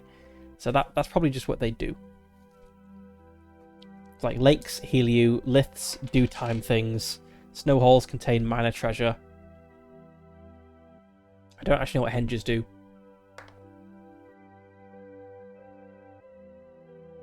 Okay, lith thing 9. You have found the cup of dreams which brings new welcome. Set the time to the morning of the same day.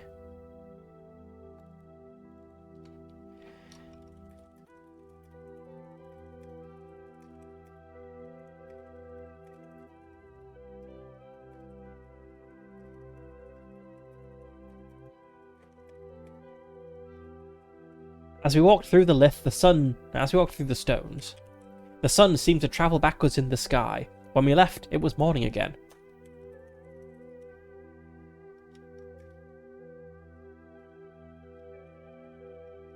We have another morning, another afternoon, and another evening. That's pretty good.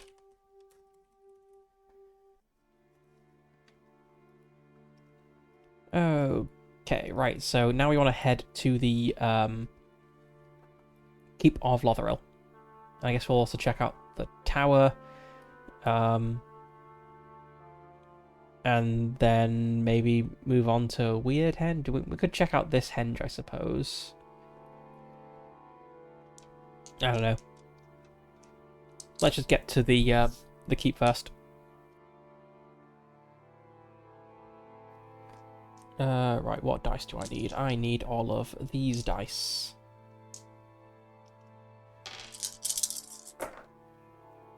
Okay, success, no encounters, no getting lost.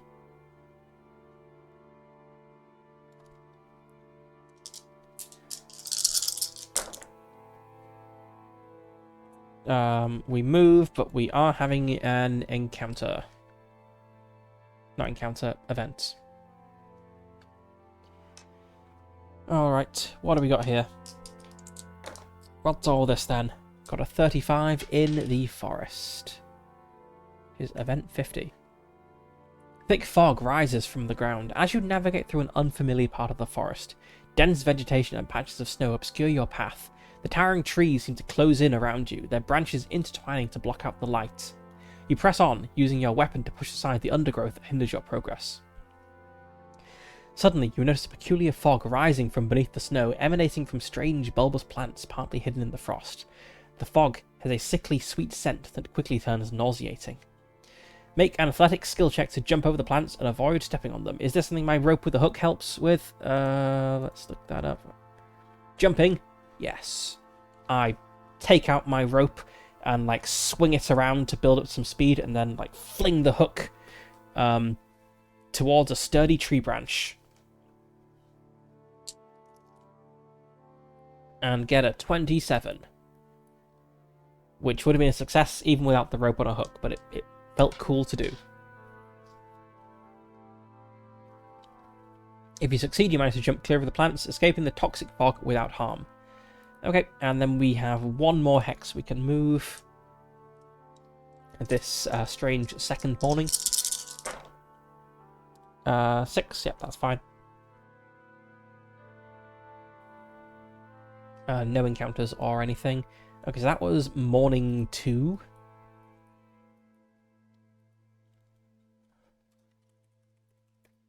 Not wanting to question our good fortune. We pressed on.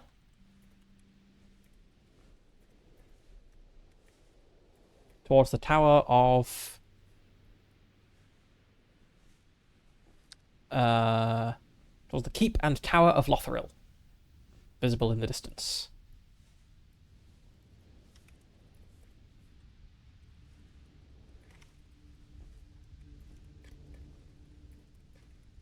Some miles away.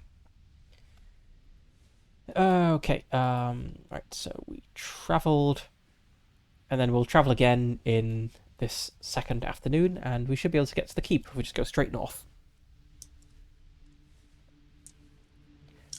We have a pretty terrible chance of making it there, though, because we are traveling through forest, so we don't have our plus 20 bonus for being on the plains, so we are rolling at a...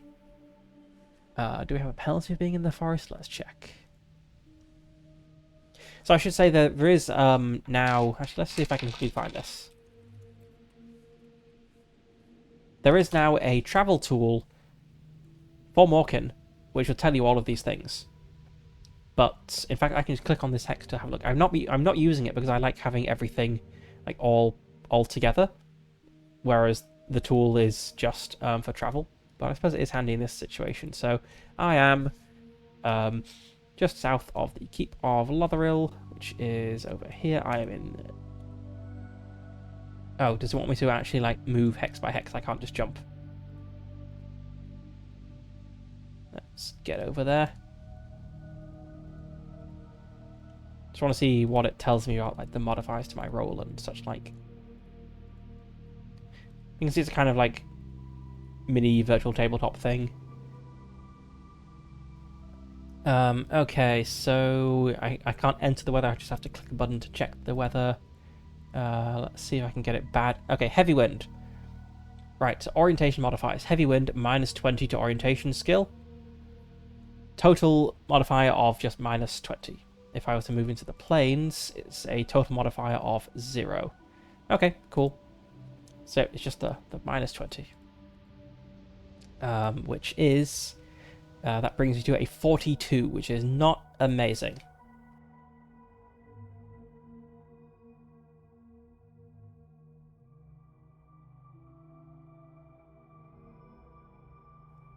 But let's give it a shot.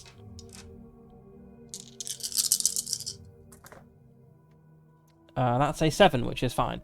And no weird encounters or anything. So we've moved into the downs, so we gain a point of fatigue. And I believe we will have a negative modifier. Now let's have a look. Total, minus 25. Yep, the downs give you a minus 5 modifier. Okay. Right, so we're now rolling against a 37. We're trying to go due north. Though honestly, swinging off to the right wouldn't be too bad because we end up at Lake Lothril. If we did that. Swinging off to the left wouldn't be great because then we'd remain in the downs. 73. Okay, complete miss. We've got a 1 for our which direction do we go, which is swinging off to the left. That is unfortunate. So we are there. We don't have a Doom Dark encounter, but we do have a regular encounter. Encounter 44 in the downs. Also, we've got another point of fatigue because we've moved into the downs hex. Okay, let's have a look.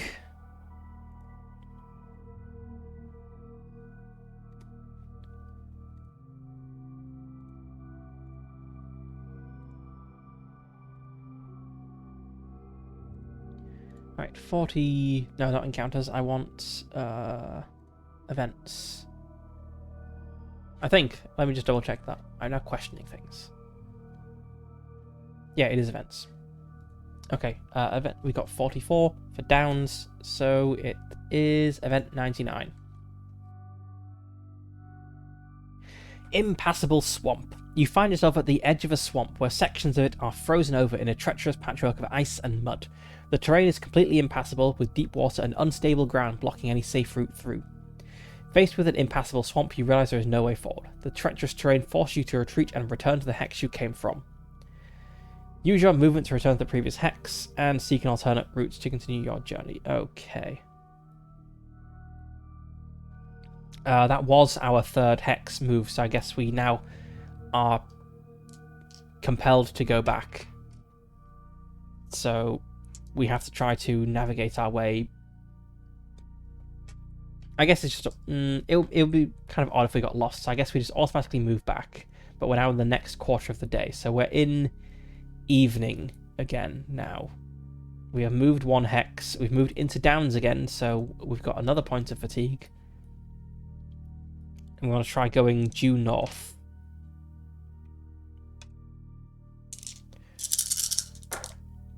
$80, that's a complete miss again. And We've got a 6 this time, so we veer off to the right, which is out of the downs, so that's okay. Alright. And I believe that's everything used up. Yeah, okay. Right, so we tried to make it to the keep, but found ourselves confronted by a swamp.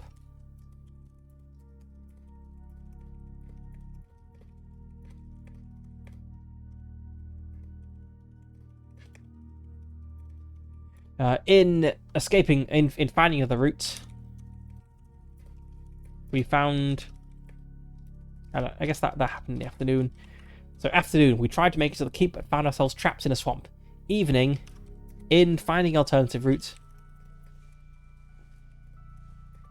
we found ourselves on... we made it to...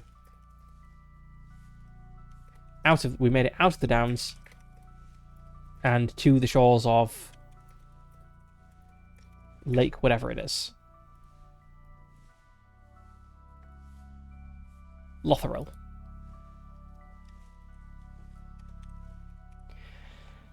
Right, so we should camp, and then in the morning we should rest our weary feet at the lake to get rid of this fatigue we've just gained. We can get out of here without gaining more fatigue because it's just all hills up here. And then we will go to the keep after that. 34. Which is not a success because we have the terrible weather. I was hopeful for a moment. No, okay. We have another bad night's sleep. Let's see what happens. 8. We're jumped by monsters.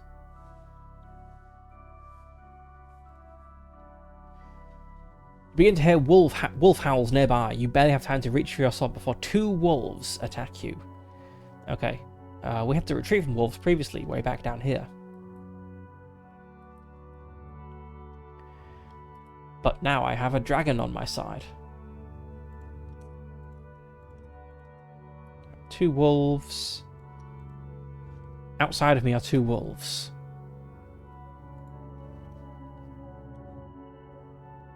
And they're just regular wolves.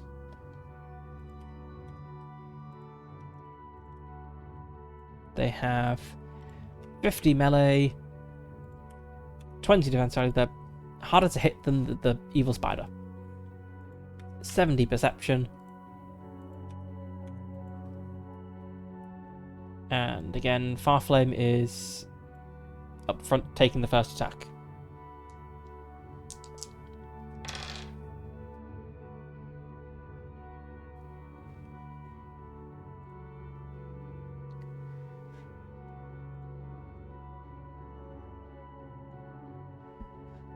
Alright, let's roll initiative. So they do have much better perception than us, so it's unlikely we'll win this. But you never know.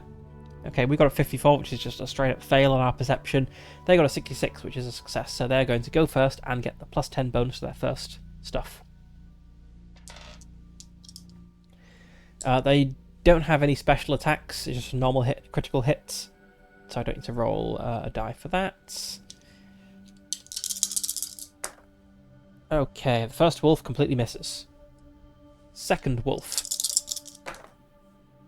50, that is a success. Now 51 is a success because they got the plus 10. Dealing 3 damage to Farflame the Dragon Lord. 2 damage because of armor.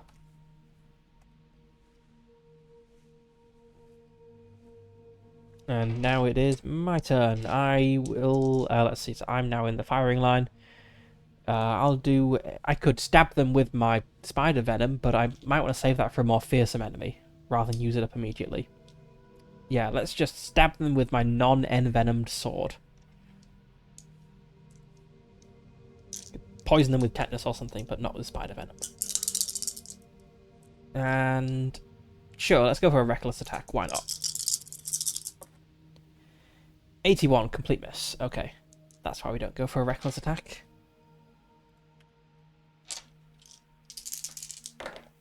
Wolf 1 hits.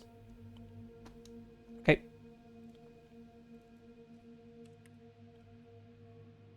Wolf 2. Misses. It is round 2. Farflame as the damage sponge. I'll do another reckless attack. 39. That is a hit. So we got 10, 11, 14 damage. Which is a lot, but not enough to just explode a wolf immediately.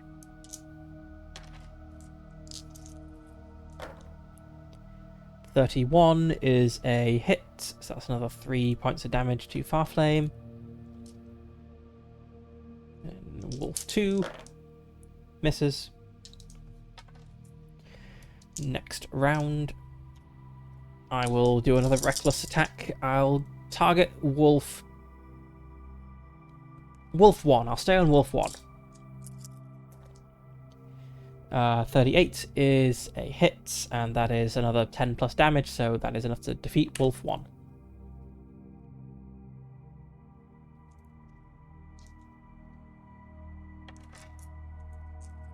And I believe that's the end of a round. That ticks down. Okay, Wolf 2. 54. That is above its melee skills. That is a miss. Reckless attack it. 78. Miss.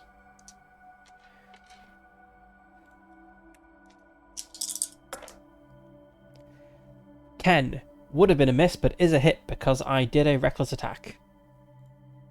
Okay.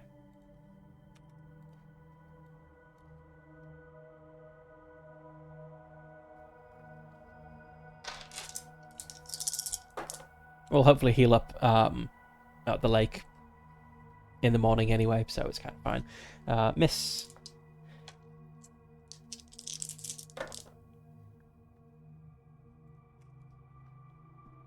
Uh, 45 is a hit. That's 1 point of damage.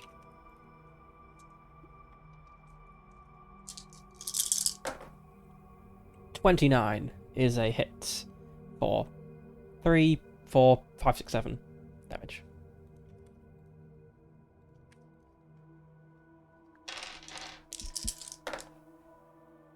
It got a critical hit.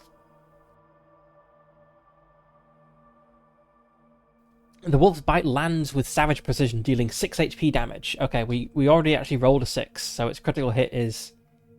It was just doing really well.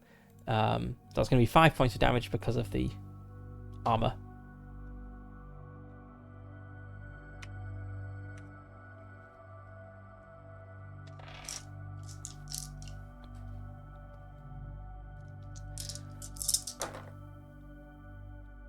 $66 is a miss for me.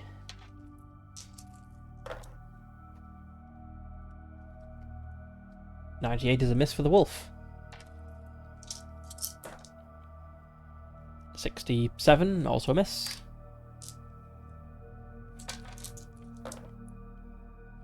Miss. Miss.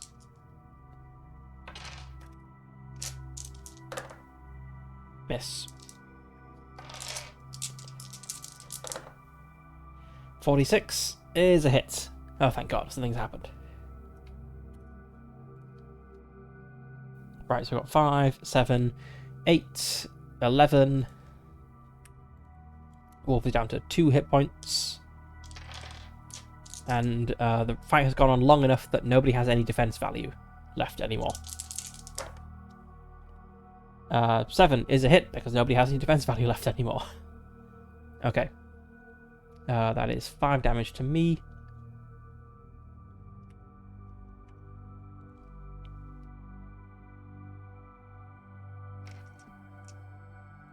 Man, I hope the lake heals us. I mean, that seems to be what they do, but... 26 is a hit, and it's more than 2 hit points of damage. The wolf explodes. Right, so that's 4 XP. Getting ever close to that level up. Well, not exactly level up, but increase to a thing. And we have 2 wolves to loot. We have a low quality wolf skin and a high quality wolf skin. My backpack is full though.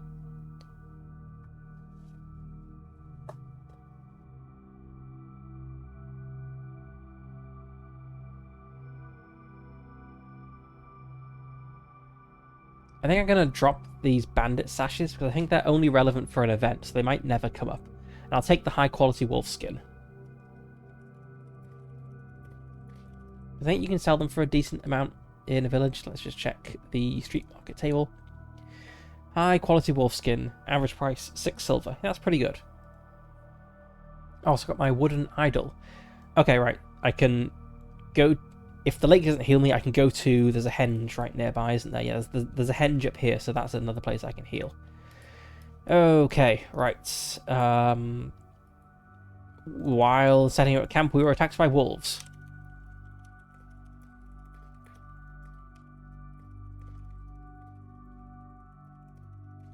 But managed to kill them. It's now day 13. So let's cross off day 12. And mark off a ration. Got 11 rations left. And roll for the weather. 3. Clear. Ah, perfect. It is good. We get a bonus our orientation and our camping. But first thing we want to do is we want to seek. We want to gain the powers of this lake and splash around in the water or whatever it is we do. So seek tables. It is a lake. 8. You have found shelter, and you and your companions are refreshed. Plus 15 HP, fatigue to 0. Okay, so not quite as good as I hoped. Okay, that is enough to fill up Farflame. Gets me to 41. So I am still down a fair bit, but not terribly. And getting rid of the fatigue is very nice. Okay, we rested by the side of the lake.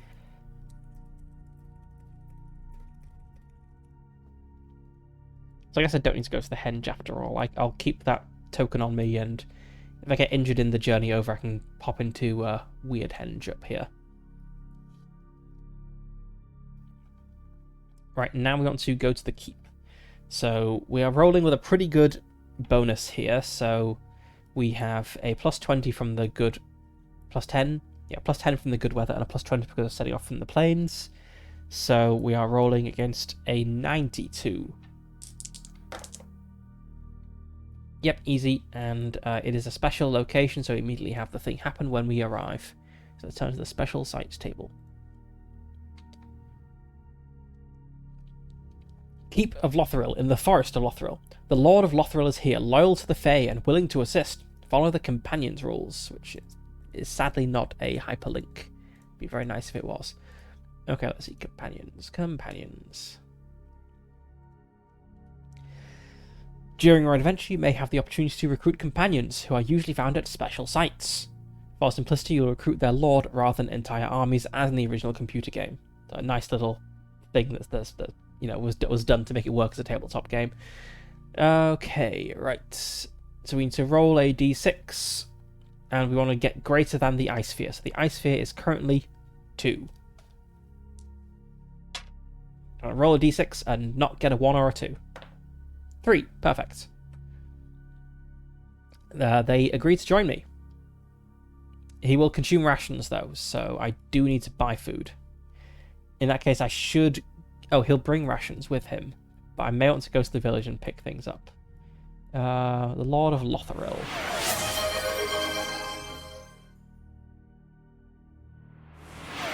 Posture check and a hydrate. I have actually run out of tea, so I will go and get more tea. I'll be back in a moment.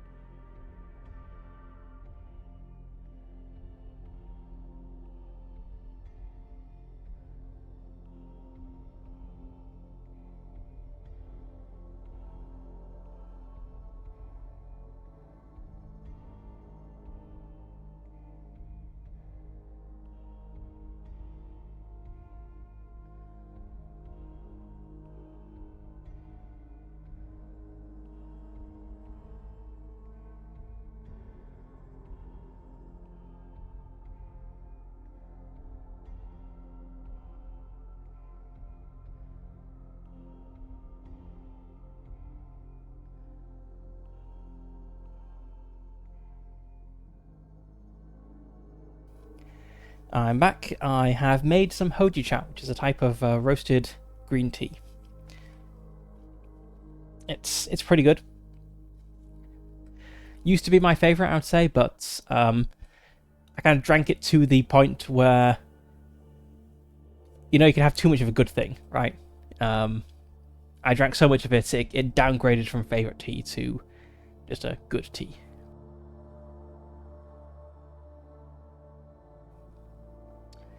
But yes, I normally do have a little break for a couple of minutes in the middle of a stream, but I kind of skipped that today. So thank you for prompting me to do so. Also, you are the first person ever to redeem that posture check and hydrate, because I didn't have rewards configured in my last stream.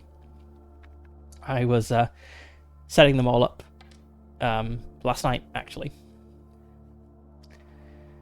Where were we? We recruited the Lord of Lothlorien. Let's add him to the list.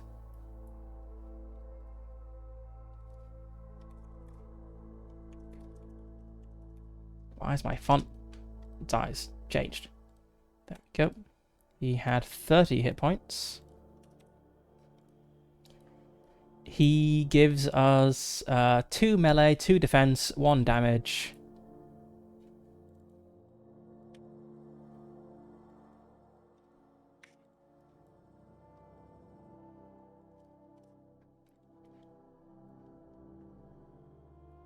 Two perception, 10 hunting, 6 rations.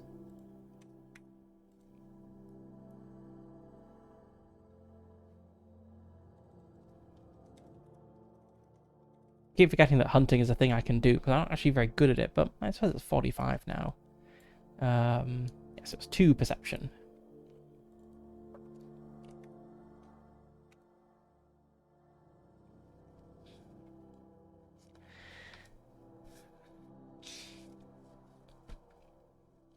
I hope I'm good background music for your chores. Let's see, my defense value is now 52, which is 26. Slowly ticking up. Still 20 when rounded down. My melee is now 52. Perception is now 47.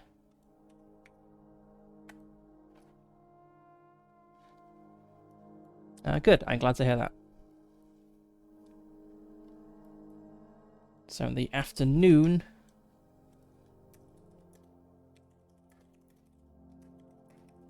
are the Keep of Lothlorien, and there met I got the rules slightly wrong, so we do indeed meet the Lord of Lothlorien as soon as we arrive in the Keep, but actually recruiting him is the approach action. So we travelled there in the afternoon, we met him, and then we spent the evening recruiting him. So we can't really keep moving on this day. So we moved to the Keep of Lothlorien and then met its lord, a loyal Fae. Yeah, a loyal Fae.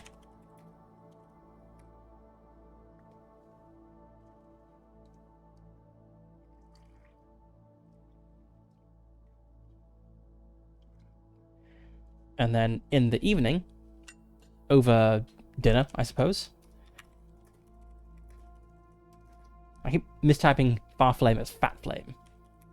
I think if you called a dragon Fat Flame, you wouldn't be alive for much longer. Over dinner, Farflame and I persuaded the Lord of Lothlorien to join our cause. And then we need to camp. I believe since we're in a keep, we just succeed automatically. Let's have a look. Yes, if you're in a citadel, keep, snowhall, or village, you do not need to roll for the camp skill check. You recover 10 HP and reduce fatigue to 0. If you're in a village, you have to pay, but you don't have to pay for the others. Okay, we spent a night.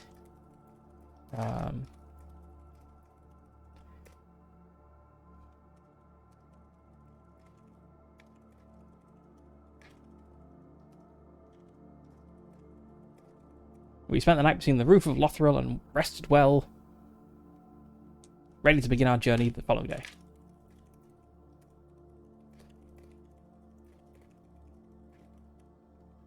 So I don't need to mark off a ration. I also need to add the Lord Lothlorien to my combat tracker. It keeps, for some reason, forgetting my font settings. Okay, recover 10 hit points. So that does bring me up to max.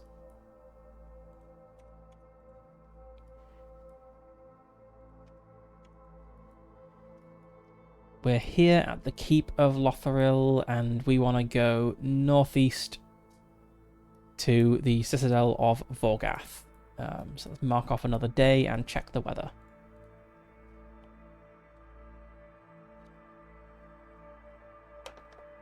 Eight. It's okay. No effect. Not particularly good. Not particularly bad. And time is really ticking along. These are leaving quite a bit of buffer if you don't have Farflame with you, so you need to get back to Lake Mirror with the Ice Crown.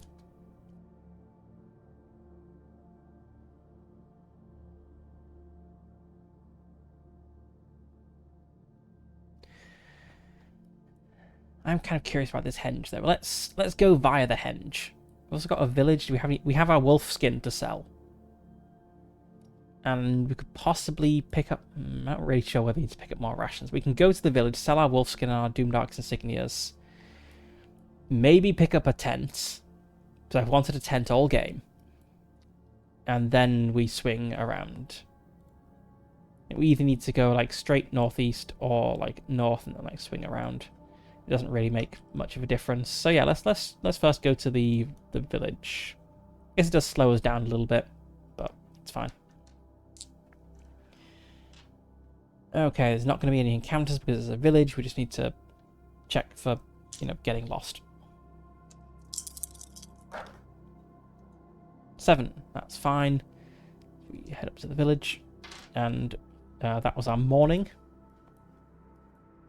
So in the afternoon, we will seek in this village. Let's see what's going on here and go to the market.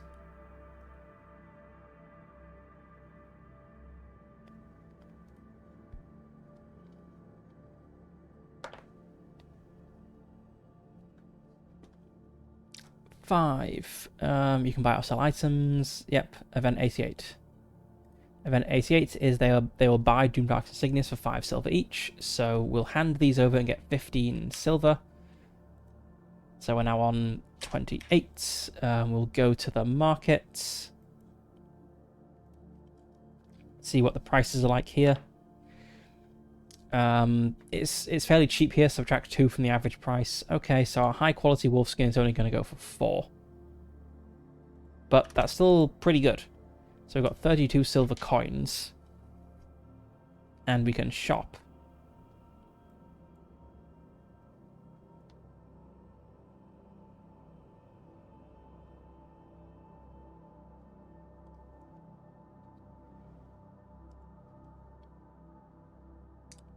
Camping gear costs 20. Yes.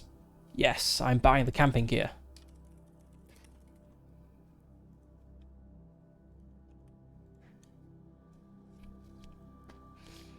Plus 10 to the camping skill.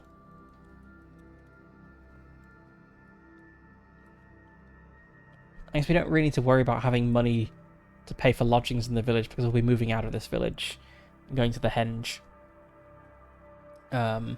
Next and camping there overnight. So let's see, do I want to buy rations perhaps?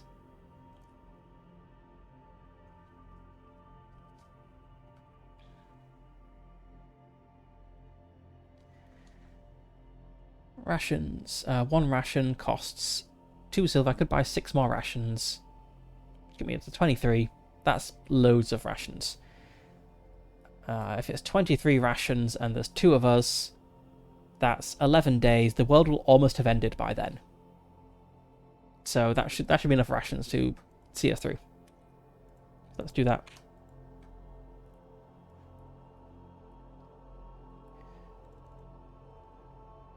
So morning, we walked a few miles.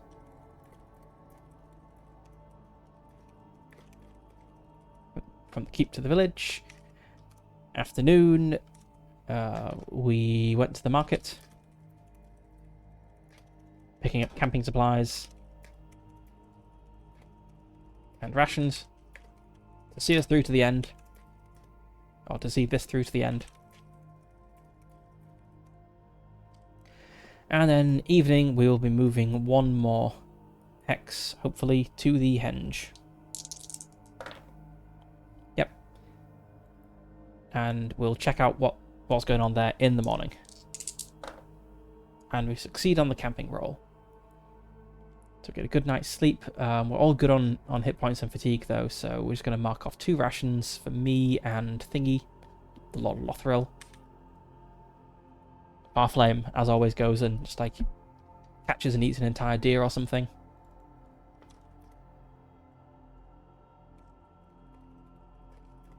So we leave the village and arrive at the neighbouring henge.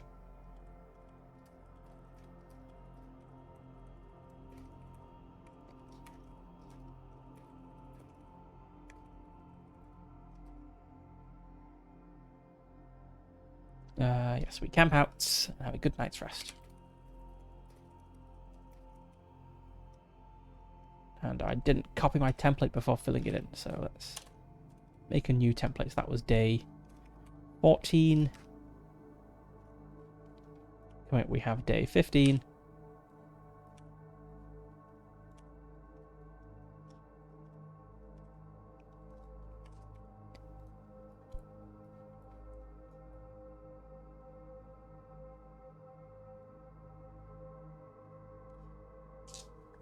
The weather this fine morning is good. I like good weather. Let's seek in this henge and see what is going on here.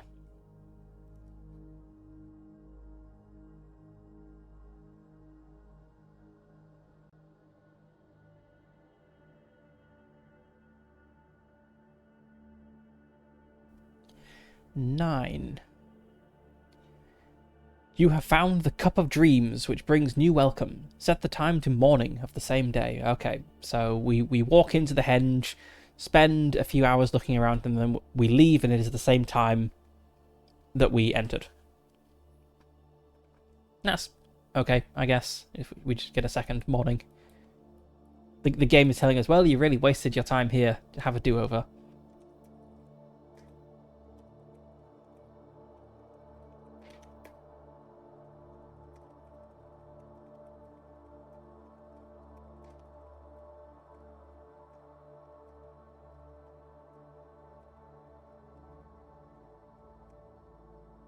Before moving on, I visited the henge. The sun stood still in the sky, and when I left it was still morning. Farflame and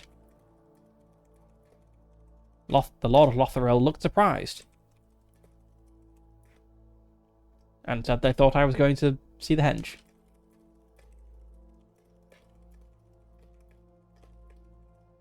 I tried to explain, but I'm not sure if they believe me.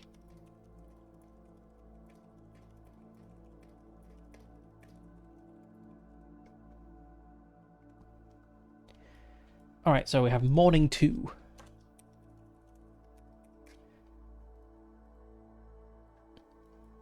So we want to go due northeast until we get to Weird Henge. And then we'll kind of make our way through the Mountains of Death to the Tower of Doom.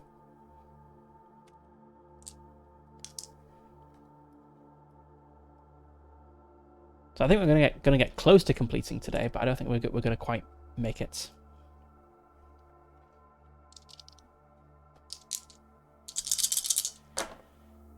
Okay. That's a success, and nothing bad happens. That's 1 hex. That's also fine. 2 hexes.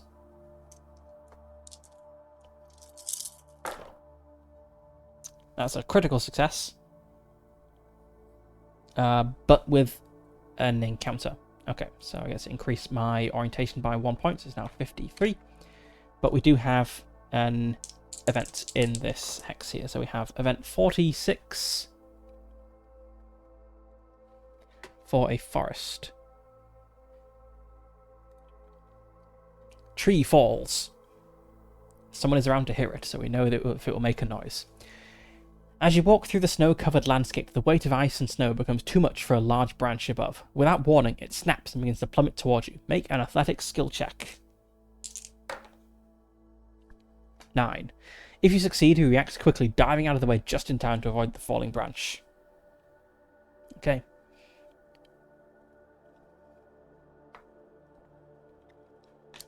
That's why they call me Morkin of the lightning reflexes.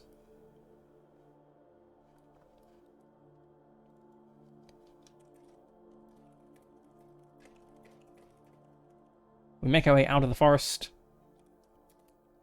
Just before leaving it, a large branch snaps off its tree, and I barely jump out of the way in time.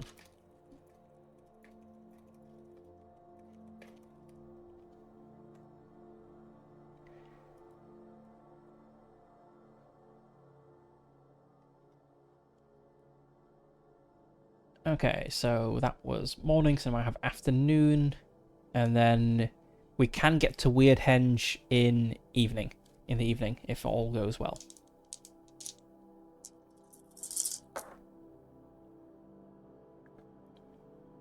Okay, 1.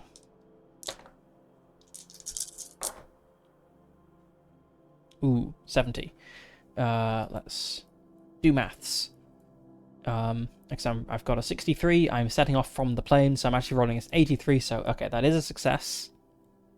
But we've got a 1. Our first Doomdark encounter. Let's consult the lists.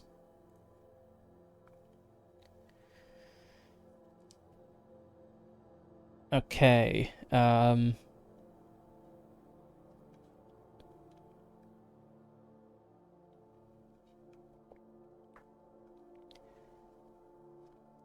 Right, so, yes, just a Doomdark encounter. We don't get a regular encounter as well. Let's see what encounter we have got. Evil forces of evil need to be slain.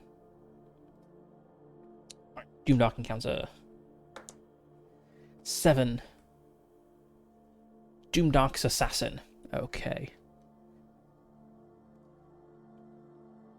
I love the Doomdark pictures.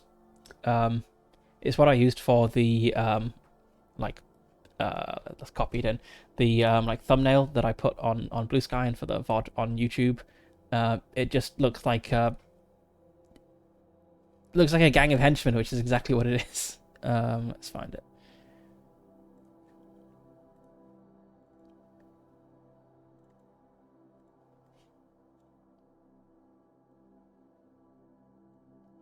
Just look at them, these guys. Alright, so we've got the assassin, which is probably this one on the left with the kind of skull mask and hood. None of the others look particularly assassin-like to me. Doomdark's assassin, also known as the Skulls. Okay, that makes sense. Yep, skull mask guy belongs to a group known as the Skulls. These eerie beings are bound to the Witch King through fear and allegiance to death. Their sole purpose, is to spread death and destruction. They are often depicted as tall, slender humanoid figures adorned with skull masks and cloaks in dark, shadowy garments that blend seamlessly into the night. The Skulls move with a haunting silence, gliding across the ground and leaving a trail of frost, darkness, and death in their wake. Typically solitary, they are rarely seen in groups and aim to instill fear and chaos among the free people.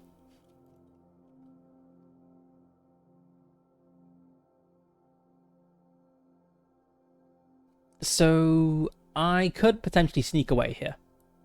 He looks reasonably tough. His 70 hit point, 70 melee. But if we have to retreat, we'd move back a hex, and he'd remain in this hex. We'd have to go around, and then we definitely wouldn't get to Weirdhenge today. So I'm inclined to fight him. We've got 2 companions now, as well. We're pretty tough. Yeah, let's fight the assassin. Doomdark's assassin up here. He has 30. I lost my connection to Miro. There we go. He has 30 hit points, 70 melee. Defense value rounds down to 20. He has 70 perception, worth 2 XP. How far off leveling up am I? I'm on 15 XP, so I'm still a fair way off leveling up. He needs to get to 20.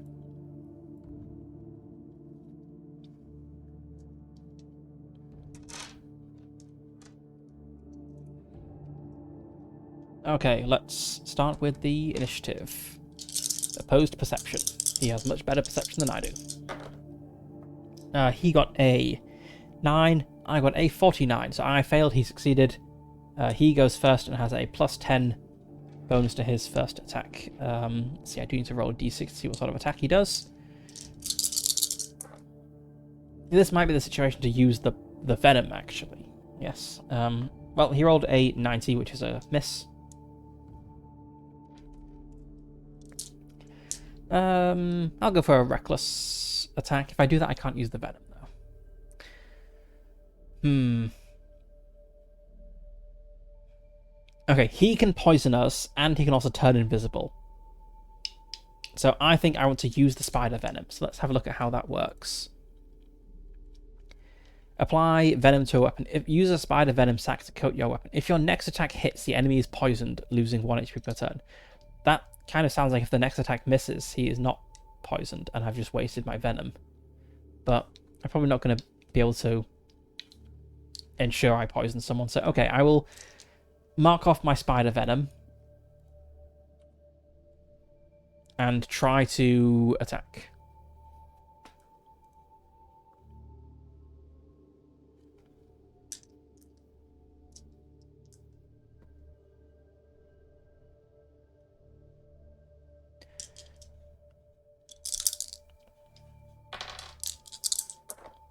I got a 61, which is a miss, unfortunately. Okay, so I did not get to hurt him or poison him. Right, his turn. 33, that is a hit.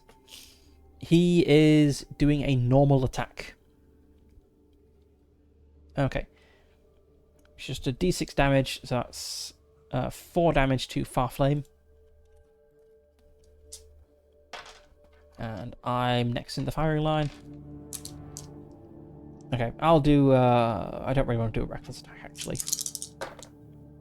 93, miss.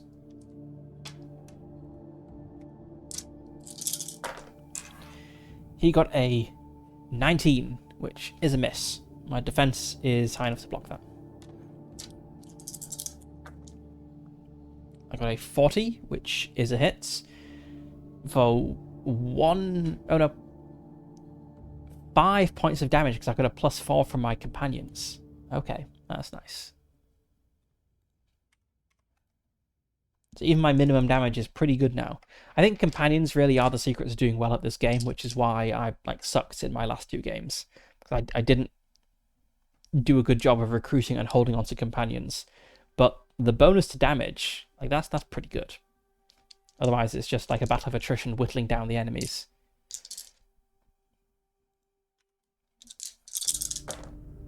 Uh, 78, that is a miss. Miss.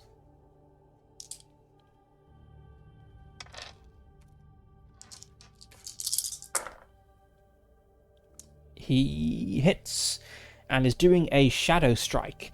The assassin launches a swift invisible attack from the darkness with his poisoned weapon. It deals d6 plus 2 damage. Make an endurance skill check. If you fail, the defender taking the damage is poisoned, and I, Morkin, the main character, am the defender taking the damage right now. I completely failed that, so I am now poisoned. Okay, I'm poisoned and take 2 damage. Alright, let's look up what poisoning does. Conditions. Poisoned. A poisoned group member loses 2 hit points each day until a cure is found. Cures can be obtained through events, by drinking an antidote, or through a successful first aid skill check using a bandage and venom thorn leaves. A character cannot be poisoned again while already poisoned. An enemy affected by poison loses 1 HP per combat turn. Okay. So we don't have any antidotes or any venom thorn leaves. We don't have the money to buy those, so I think we just have to press on. And hope we find an antidote along the way. Or at least that we make it before I die. Okay, not good.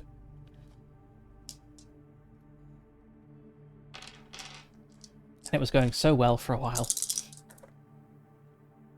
54. That just misses.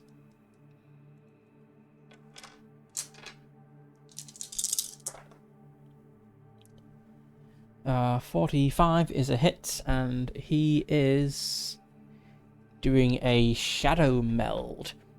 The assassin merges into the shadows, striking you for d6 plus 2 damage before becoming invisible and unreachable. You cannot attack it on your next turn. Okay. Well, he just dealt max damage, doing 7 damage to the Lord of Lothril.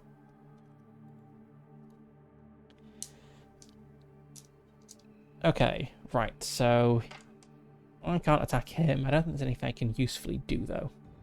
My wooden idol, does it cure poisoning? No, it just recovers HP. Okay. Should probably have run away from this guy rather than try to fight him. Oh well. Anyway, okay, I missed my turn because I can't attack him. And now he gets to attack again. He fades back into visibility. Right next to Farflame, I suppose, and plunges a dagger at his neck. But misses. Farflame's lightning reflexes let him reach up with a claw and swipe the dagger out of the way.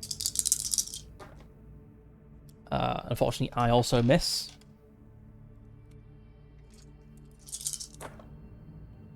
And he misses again. 57. I miss again.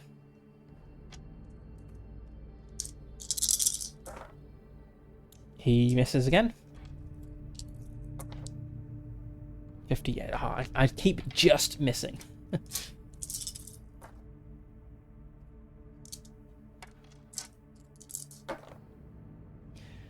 Okay, I hit. I should have done a reckless attack, but I didn't, and it's too late to, retcon it, so that's totally what I was doing. So that's just going to be 8 damage.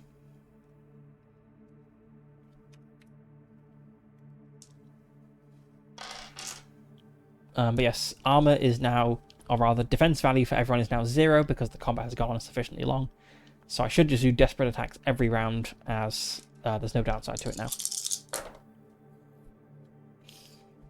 Okay, he hits and did a normal attack, dealing 0 damage actually to Farflame because it was 1 point, which the armor would have fully absorbed. The damage counter moves on because it was a successful hit. So I miss with a reckless attack. Okay. He got a 76 to hit, which is just a miss. I miss again. He misses again. I hit for 10, 14 damage. So he's down to 3 hit points. So I think we've won this, but the being poisoned is going to be quite bad. He hits me doing a normal attack. Okay, 5 damage.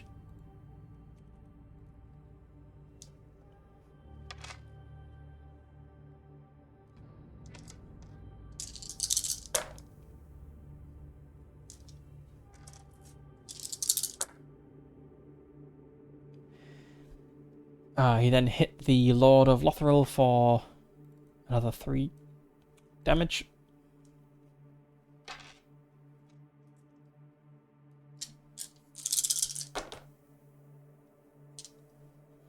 Surprisingly hard to roll equal to or under 52 on a D100.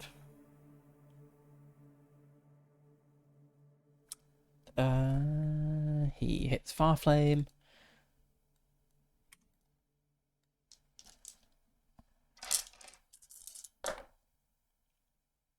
Oh, thank God I hit him. Okay, right. He is dead. So that is 2 more XP. And I loot the body.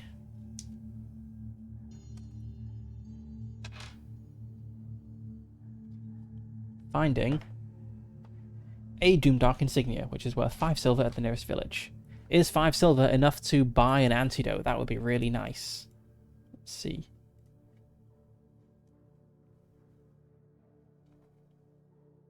It is. Ooh, I could just immediately... do I want to immediately go back and buy an antidote? Not really. There are villages... There are 2 villages by the Tower of Doom. I can definitely hold on at least until we get there. So if I'm still poisoned by the time we're in the vicinity of the Tower of Doom, I can buy an antidote.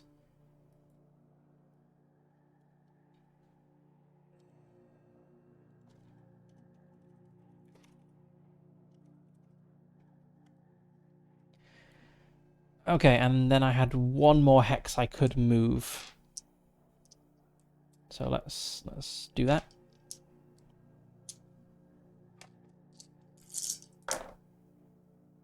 I succeed and nothing bad happens. Okay, so that was the afternoon.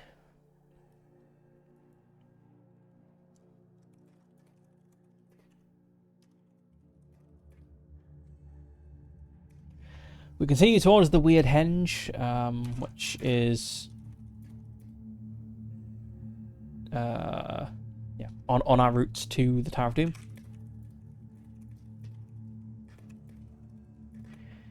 Uh, 2 miles from it, we are ambushed. Actually, we weren't ambushed. We could have fled. 2 miles from it, we encounter a servant of Doomdark. One of the skulls. After a difficult fight, we defeat him, but I am poisoned.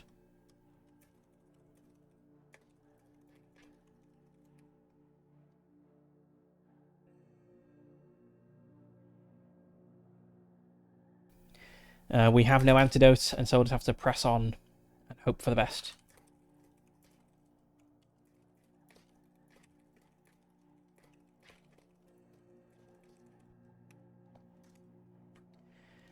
Alright, so we should now be able to make it to the Weird Henge. It's only 2 hexes away. So we have an event. So we move 1 hex, but we have an event. It's event 66. Hopefully it's you meet a friendly man who is giving away free antidotes.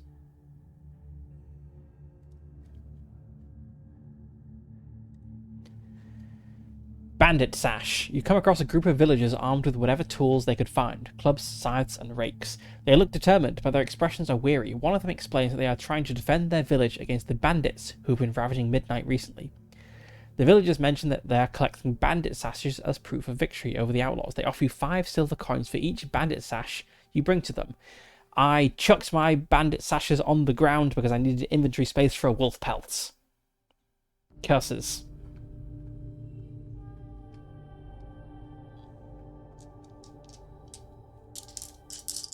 Okay, well, let's press on to the Weird Henge.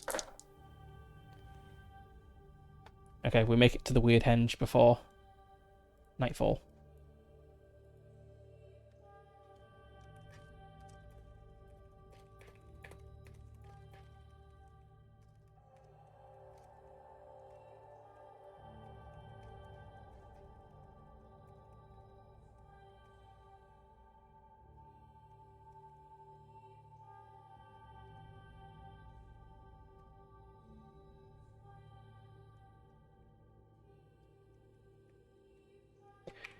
We press on and make it to the Weird Henge before nightfall. On the way, we encounter some villagers with improvised weapons fighting against the The bandages? The bandits of this region.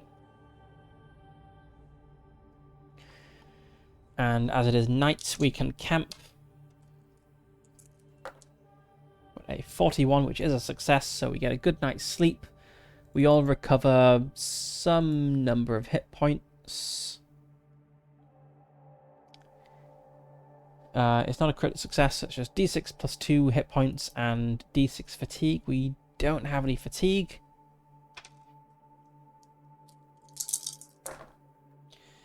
Okay, I get max, then we have Farflame getting 2, and then we have Lord of Lothar getting max as well. Okay, that's all good. So I max Farflame gains 4. Lord Lothar gains 8. Okay, so I'm on full health again. That's good, considering I'm going to be losing health every day. We mark off 2 rations and have a good night's sleep. Let's cross off another day. I lose 2 hit points when I wake up because I am poisoned. So I immediately drop down to 48. And we check the weather. 8 is okay. No effects. Alright, let's see. It is getting towards 3 hours. So I guess we'll play through this like 1 day, maybe 2 days if this one is really fast, and then we'll call it a day.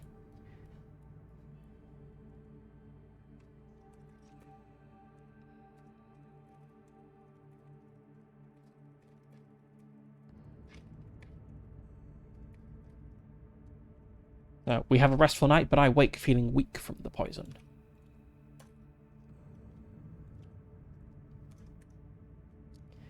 Day 16. We should check out the henge in case something weird happens at the weird henge. So we'll be seeking. Let's roll on the henge table. Got a 2.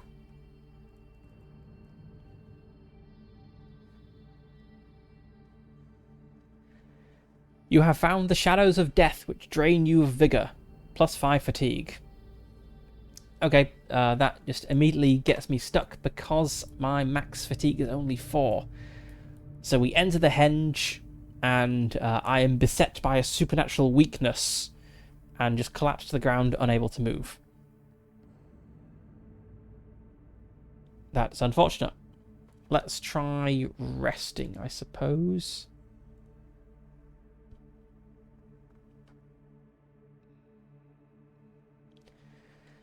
Okay, so resting. Reduce your fatigue by d6. There is a 1 in 10 chance of something bad happening, though. Oh, I've chucked my die on the floor. Let's try that again. 10. Okay, that's all fine. Then for recovering that fatigue, 5. Okay, I walk in, feel bad, sit down for like 4 hours, and then feel good again. But that was the afternoon, morning and afternoon wasted. So we need to travel in the evening. As we will do 2 days before ending the stream then, because this is a short day. We enter the weird henge, but I am beset by a feeling of supernatural weakness.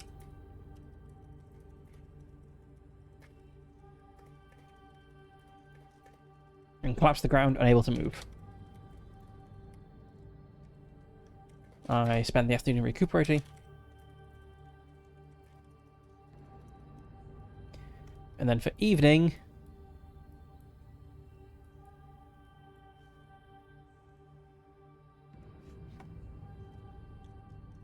I guess I want to move.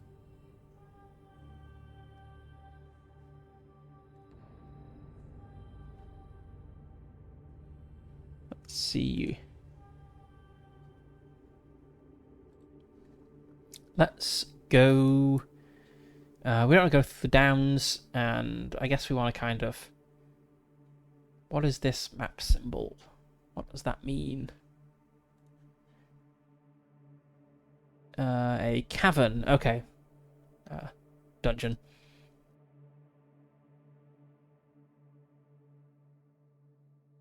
I think the route we want to take to get from here is we want to go like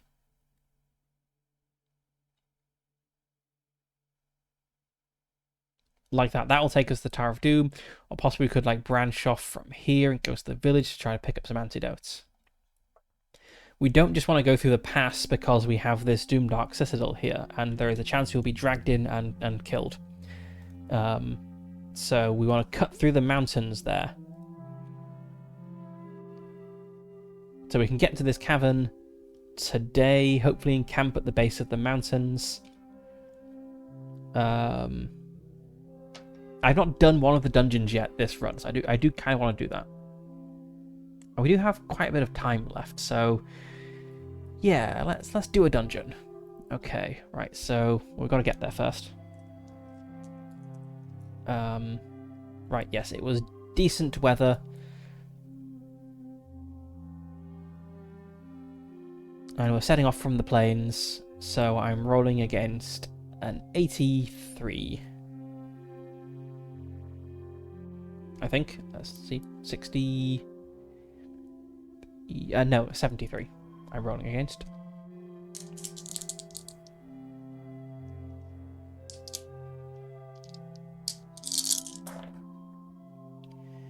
That's a critical success. Like to see it.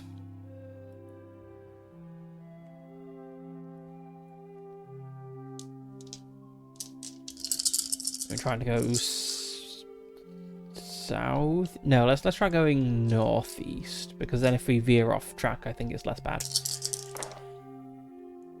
That's another success with no encounters. There is a lith here, but I don't really want to check it out. Let's now try going southeast.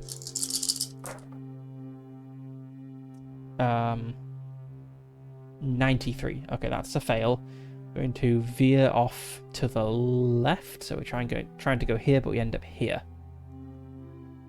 Okay, that was then the evening. So night we'll have to camp here, and we'll have to try going. Just could maybe trek through the mountains tomorrow. Yeah, let's try camping. 72. That's a pretty high number. We do not have a 72 in our camp skill. So it's going to be a bad night.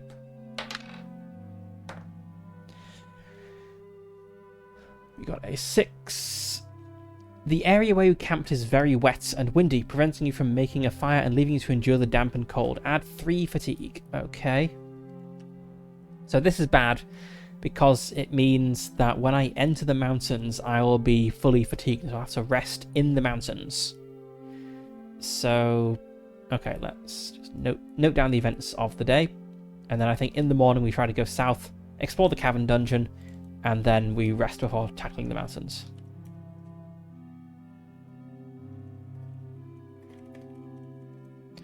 Let's see. So evening, we move east towards the mountains, aiming to climb through them to avoid the guarded pass.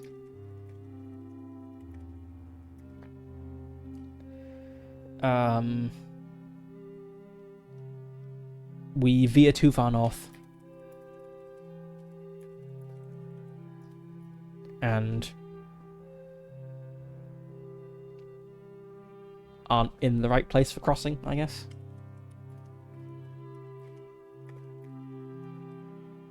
And then the night event is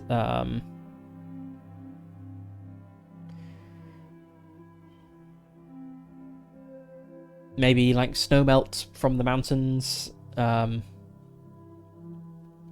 makes this place very damp.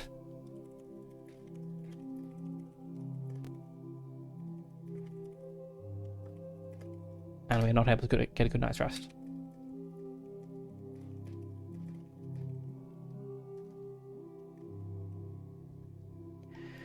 Okay, so cross off another day. We're now past the halfway point. Mark off 2 more Rations. Get rid of 2 hit points from the poison.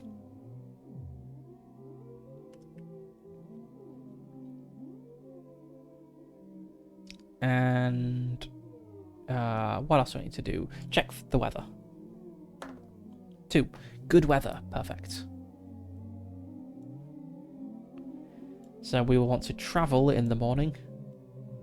And then we shall seek in the afternoon. And probably rest in the evening and then camp at night. Okay, day 17.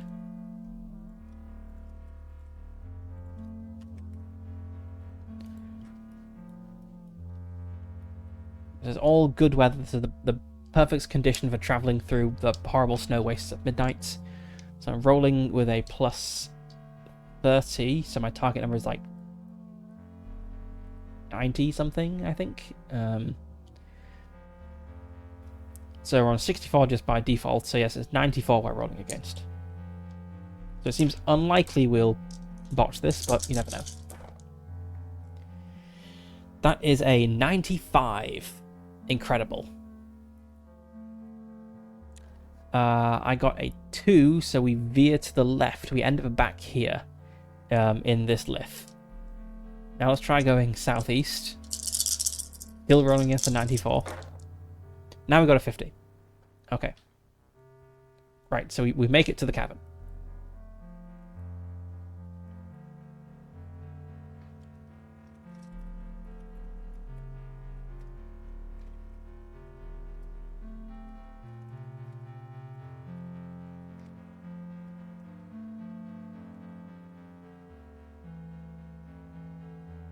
We make it to a cavern on the western side of the pass. We should descend from here, but first let's see what dwells within. Because I do like the procedural dungeon generation in Morkin, and we've not done it yet.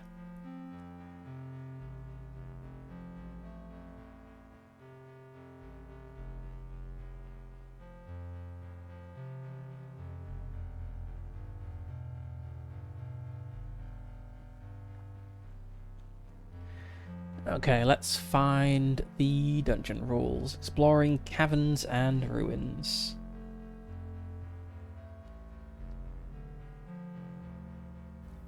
You may roll on the seek tables for that location to explore it and determine a quest. Okay, let's go to the seek tables.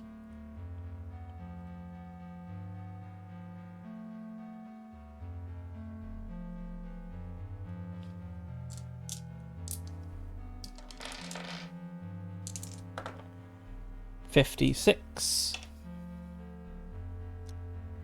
which is quest 58. The Aberration's Web. While crossing the icy wilderness, you stumble upon a cavern draped with massive rotting spiderwebs. A lone traveller, trembling with fear, warns you that the cavern is home to despair spiders, known for their venomous bites and unsettling habit of silently stalking their prey. However, something far worse now resides there, a frozen aberration, a nightmarish creature of ice and malice. The traveller explains that while the aberration has displaced the despair spiders, taking over the lair of... the traveller explains that the aberration has displaced the despair spiders, taking over their lair as its own. While the spiders still lurk in the outer chambers, the aberration lies deeper within, feeding on anything that dares approach. The local villagers fear that if the monstrosity is not dealt with, it will emerge and wreak havoc across the region. The traveller pleads with Morkin to venture into the cavern, navigate the web-covered tunnels, and destroy the frozen aberration before it can terrorise the area further. Okay, so the inhabitants of this dungeon are despair spiders and one frozen aberration. The quest objective is to locate and defeat the frozen aberration who resides in the quest room. We get 10 silver coins, 10 experience points. Let's see how tough a frozen aberration is. Probably pretty tough. Nice. I like that monster art. It has 38 hit points. That's not crazy. Yeah, I feel we could do this.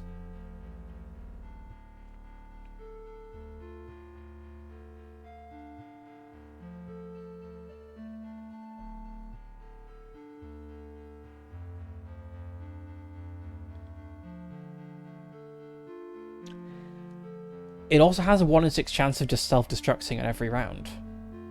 So one of its attacks is that the frozen aberration self-destructs, erupting in a violent explosion of blood and icy energy. You and everyone around you, including enemies, take d6 plus 2 damage.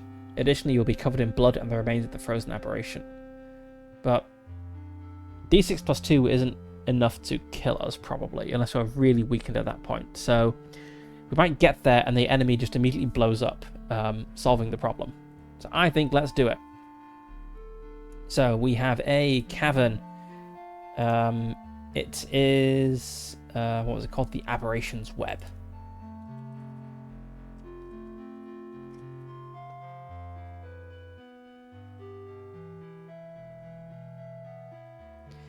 The inhabitants are despair spiders and frozen aberrations. What? One frozen aberration.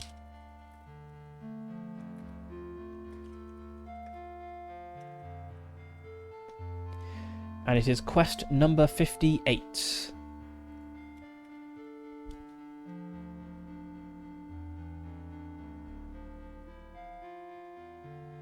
Okay, let's have a look at these rules.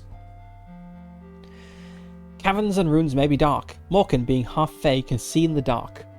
As your possible companions are Fey, Skullcran, or dragons, they can also see in the dark. Mounts must be left outside. Okay. We use the special rune and cavern sheet to sketch the layout of the ruin or cavern as you explore it, following the rules detailed below. Okay, as we explore, we will roll a d66 on the ruin and cavern exploration table. And if we get 61 to 66, we discover the quest room which contains the objective.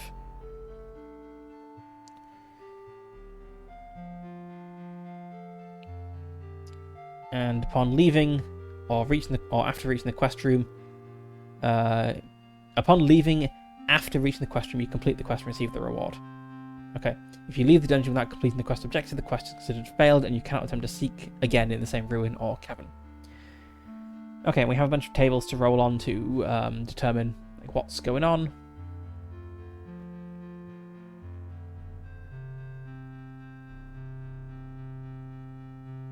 Right, so upon arrival, roll on the seek table. We just did. We've got our quest. The entrance is the first chamber and contains nothing. You are free to design its shape as you wish. Let your creativity flow. Roll a d6 to determine the number of passages. Got a 5, which means there are 3 passages. I think we have like a room shape table? Maybe not. Anyway, it's a cavern. It's getting kind of like blobby and natural shaped, so it's kind of like have a branch coming off here, and then we'll have like 2 kind of heading off like here, like this.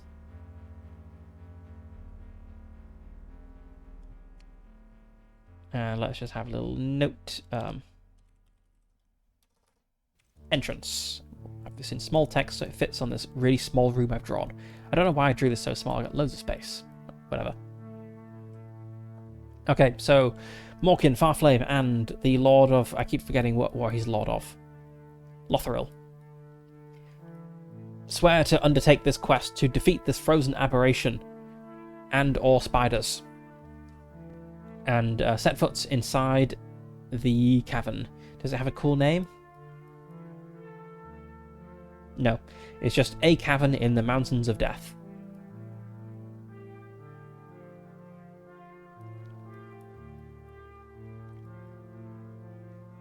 Fear not, weak villager. We shall defeat this quest for you. Defeat this beast for you.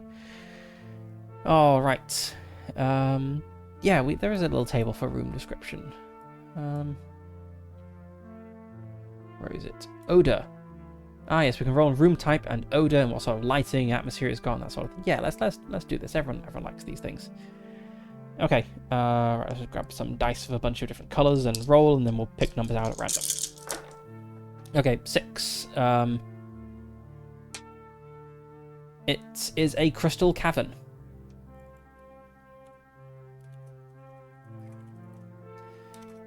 A crystal cavern. Its lighting is candles. Actually, I'm going to say this place doesn't have any lighting since it's inhabited by monsters. Let's not roll that. It has an odor of burned flesh. The atmosphere is, it has chains. And it has sounds of footsteps. That doesn't really make sense. Let's go for the other one. Growls. Maybe they used to lock people up in here at one point.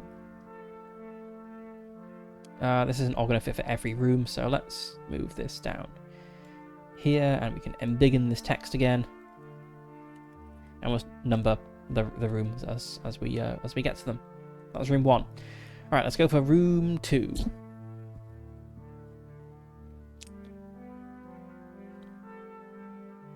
Okay, so when we enter a new room, we can roll for its description and stuff. We roll what sort of room it is. The Ruin and Cavern Exploration table, which is not on this little sheet here. Let's find that. Ruin and Cavern Exploration.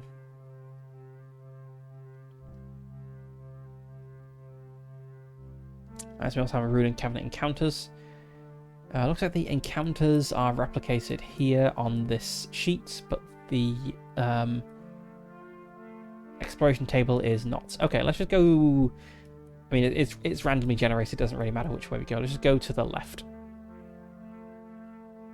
So we'll start with our D66. Finding 61. 61. That's the quest room. We just walk in, take a left turn, and immediately find the bad guy. All right, thanks for dropping in. Have a good rest of your day.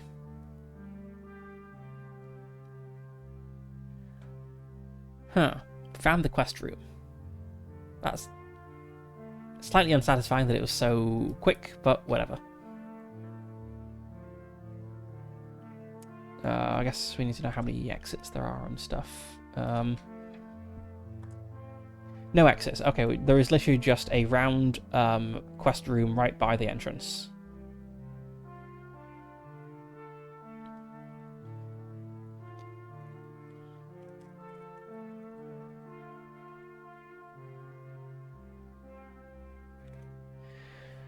Okay, let's see what the vibe of this quest room is. What's going on here? It is a storeroom. This is a cavern, so maybe like bandits want to use this place. It's a storeroom. It smells of stale urine. And the atmosphere is webs. Webs make sense. And it sounds like footsteps. Okay. All right, we found it. We found the thing.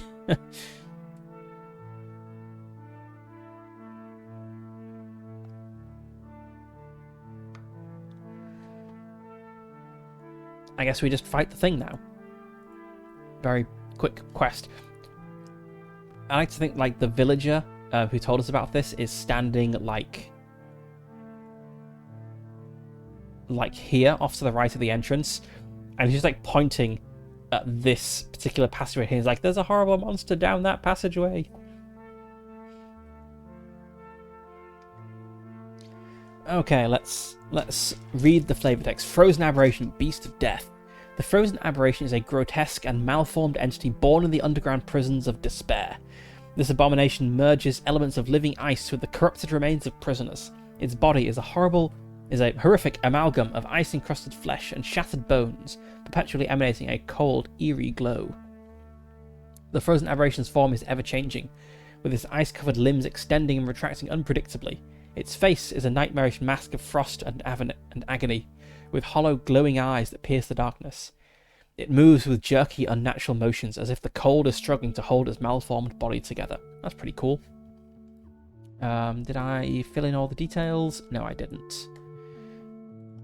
Frozen aberration. It has 38 hit points. Has 55 melee, 30 defense value, so it's pretty tough. 40 perception. And let's do this.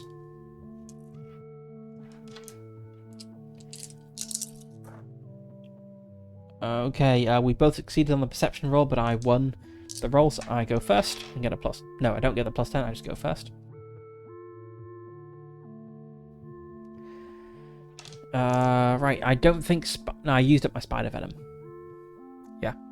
Let's just go for a reckless attack. Why not? Why not? That's a 52, which just hits. So that's 5, 6, 10 damage. Now it is the Frozen Aberration's turn. I do appreciate this game only needing D10s, D100s, and D6s. It does make it very easy to grab what I need. Okay, 73, that is a miss. It'd be very funny if it does die just by self-destructing. 82, that is a miss. 44, that's a hit. It is doing attack 2, which is not the explosion, sadly. Frostbound Claw. The Frozen Aberration extends its icy claws to strike at you, delivering a blow imbued with a chilling coldness that seeps into your bones. Deals d6 plus 2 damage. Okay, that's going to be 7 damage to Farflame.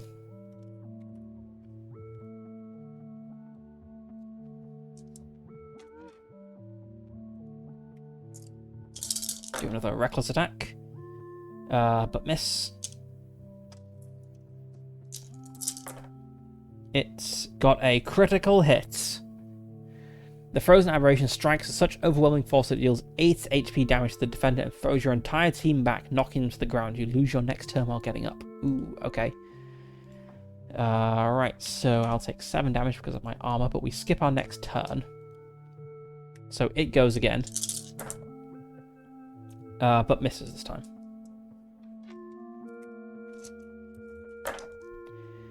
I don't hit. Don't miss. It gets another critical hit. Oh my god. This one's on Lord of Lotharil.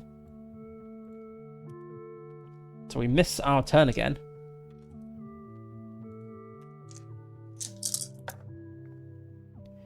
Uh, 20. That is a hit. Okay, it's doing attack 4. The Frostbound Claw, so Farflame is going to take 4 damage.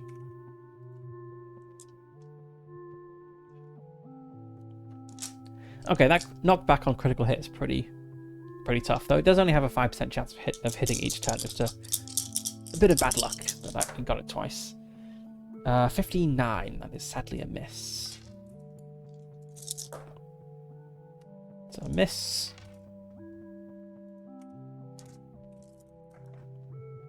Miss. Miss. Miss. Wow. 49? Yeah, that's a hit. It's doing another Frostbound Claw. It's 6 damage to me. I don't like taking damage because, you know, I'm poisoned. I need those hit points. They don't come back as quickly. Oh my god, I missed again.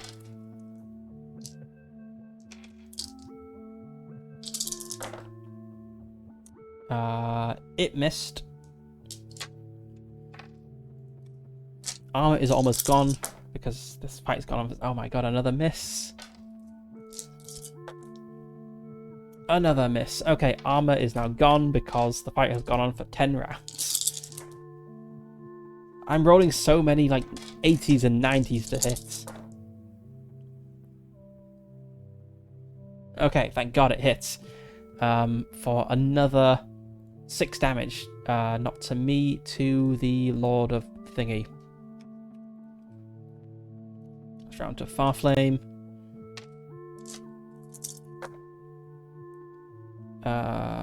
Miss.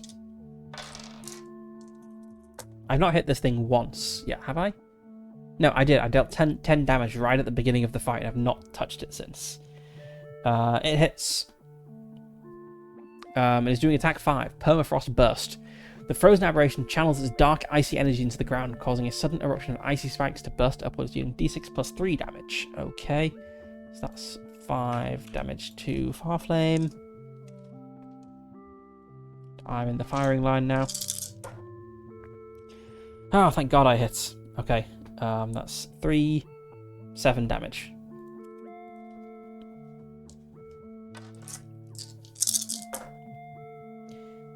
It hits doing attack 1, so the claw. That's what, 7 damage?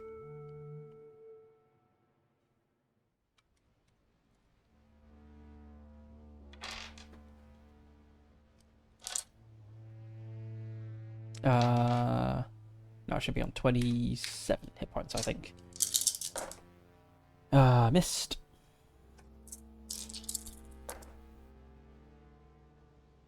That's hits. It's, doing the thing again. So the Lord of Thingy is down to 10 hit points. Okay. Hits. 8, 9, 13 damage.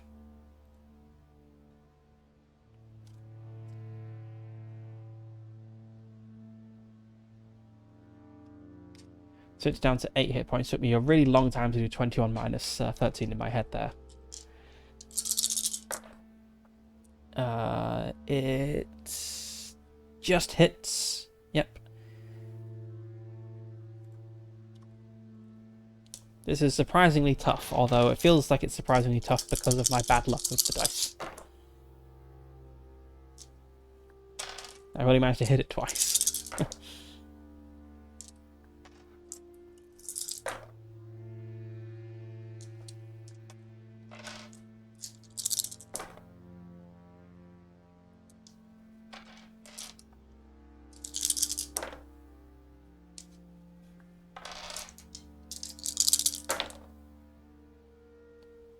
It's doing attack 6, the corpse explosion. The frozen aberration self-destructs, erupting in a violent explosion of blood and icy energy. You and everyone around you, including enemies, take d6 plus 2 damage. That's 3 damage for all of us. Additionally, you'll be covered in blood and the remains of the frozen aberration.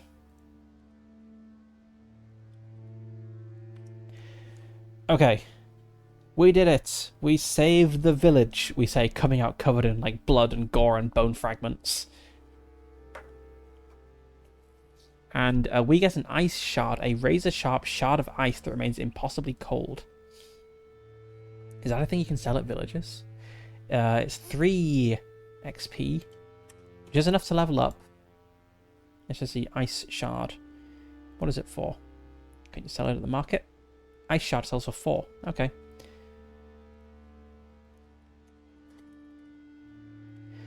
So we shall leave the dungeon. We get the reward, which is 10 silver coins and 10 experience points. So we're up to 30 XP. Advancement. Character advancement. You level up at 20 XP. So I level up and I have 10 XP left over. You may, when you get to 20 XP, you can increase one attribute of your choice by 1 point, which then bumps up all the associated skills. So let's see. Maybe strength would be good, because strength I picked as my dump stat, and honestly that was a mistake. Fights are really difficult, so I think I want to go up to 21 strength. Which means, oops, a lot of things are going to go up very slightly. So for stats which are kind of half based on the thing, you get 1 point. For stats which are wholly based on it, you get 2 points.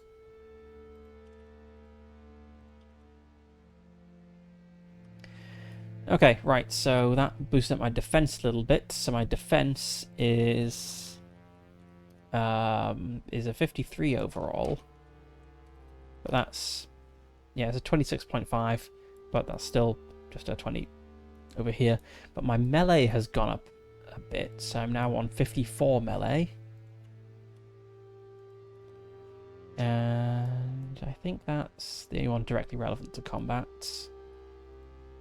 Okay, what part of the day was that? That was the afternoon. And then it comes around to evening. So we come up, tell the villager that all is good. And he's like, thank you, have this money. We're going to rest this evening. That's a sensible thing to do. So we have a 1 in 10 chance of something bad happening. We did not hit that, so we're all going to recover some hit points. And fatigue, which is very good. Sorry, yes, we don't recover hit points, we only recover fatigue. But that's still good because I'm on 3 fatigue. Okay, I recover all my fatigue. And now we camp for the night. So let's cross off another day.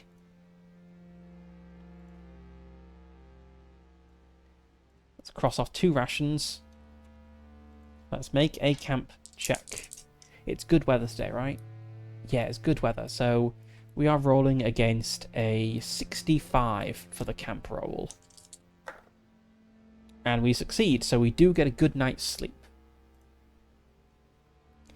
So everyone recovers D6 plus 2 HP and D6 fatigue. So we'll go for me, Farflame, Lord.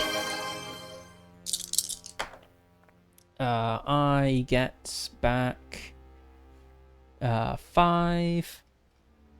So 29. Farflame gets back 3. And Thingy, I'll remember his name eventually, gets back 7. Hello, welcome in, Oso. Thanks for the hydrate and posture check. And also, you have the honour of being the very first person ever to redeem the check-in, because I only implemented this last night.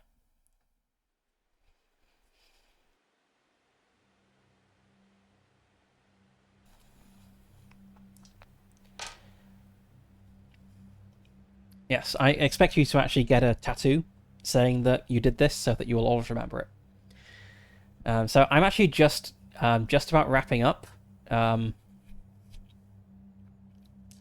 So I've been playing some Morkin, which is it's a solo hex crawling game about going to the evil wizard's base and stealing a magic ring to save the world. Although in this case the magic ring is a magic crown. And I'm close to the destination. So I'm currently over here, and I need to get over here. So we're getting close to the end.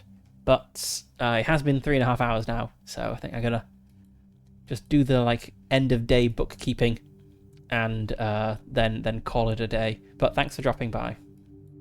Let's see. So I'm on 29 hit points, which is not great, and I'm poisoned. I think that's everything, though. So let's just note down what happened today.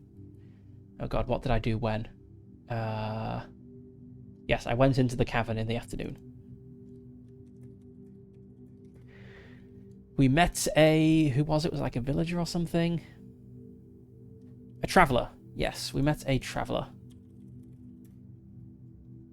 Oh, nice. The book uses British English. Perfect. Nice double L in traveller. We met a traveller by the cavern. Told us of a terrible frozen aberration dwelling within.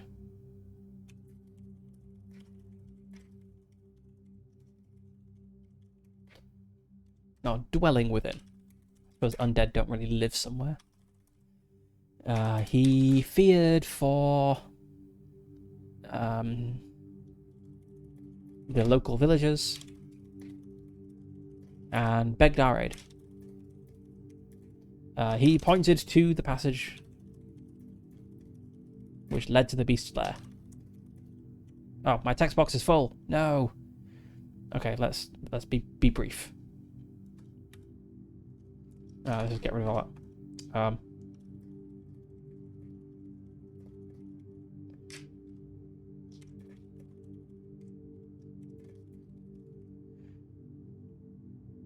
Okay, we rested, we camped. Perfect. We defeated the thing. All is good.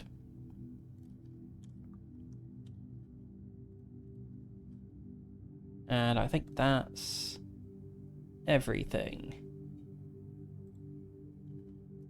So yeah, I think we'll call it here. That was a very successful session. There were times I thought it was going to go very bad, but it went pretty well. So we are now very close to the final objective. We only need to get to the Tower of Doom and defeat the big boss monster. And then because we have one of our companions is Farflame the Dragon Lord, he will destroy the Ice Crown for us right there and then. So what made me lose my previous game of Morkin was that I didn't have Farflame with me, and I didn't have time to properly destroy the Ice Crown. So I think it's all good now. We have plenty of time left. We still have like 13-ish days before the world is destroyed. So all will be fine. And yeah, we will leave it here. So thanks for tuning in, everyone, and I'll see you next time.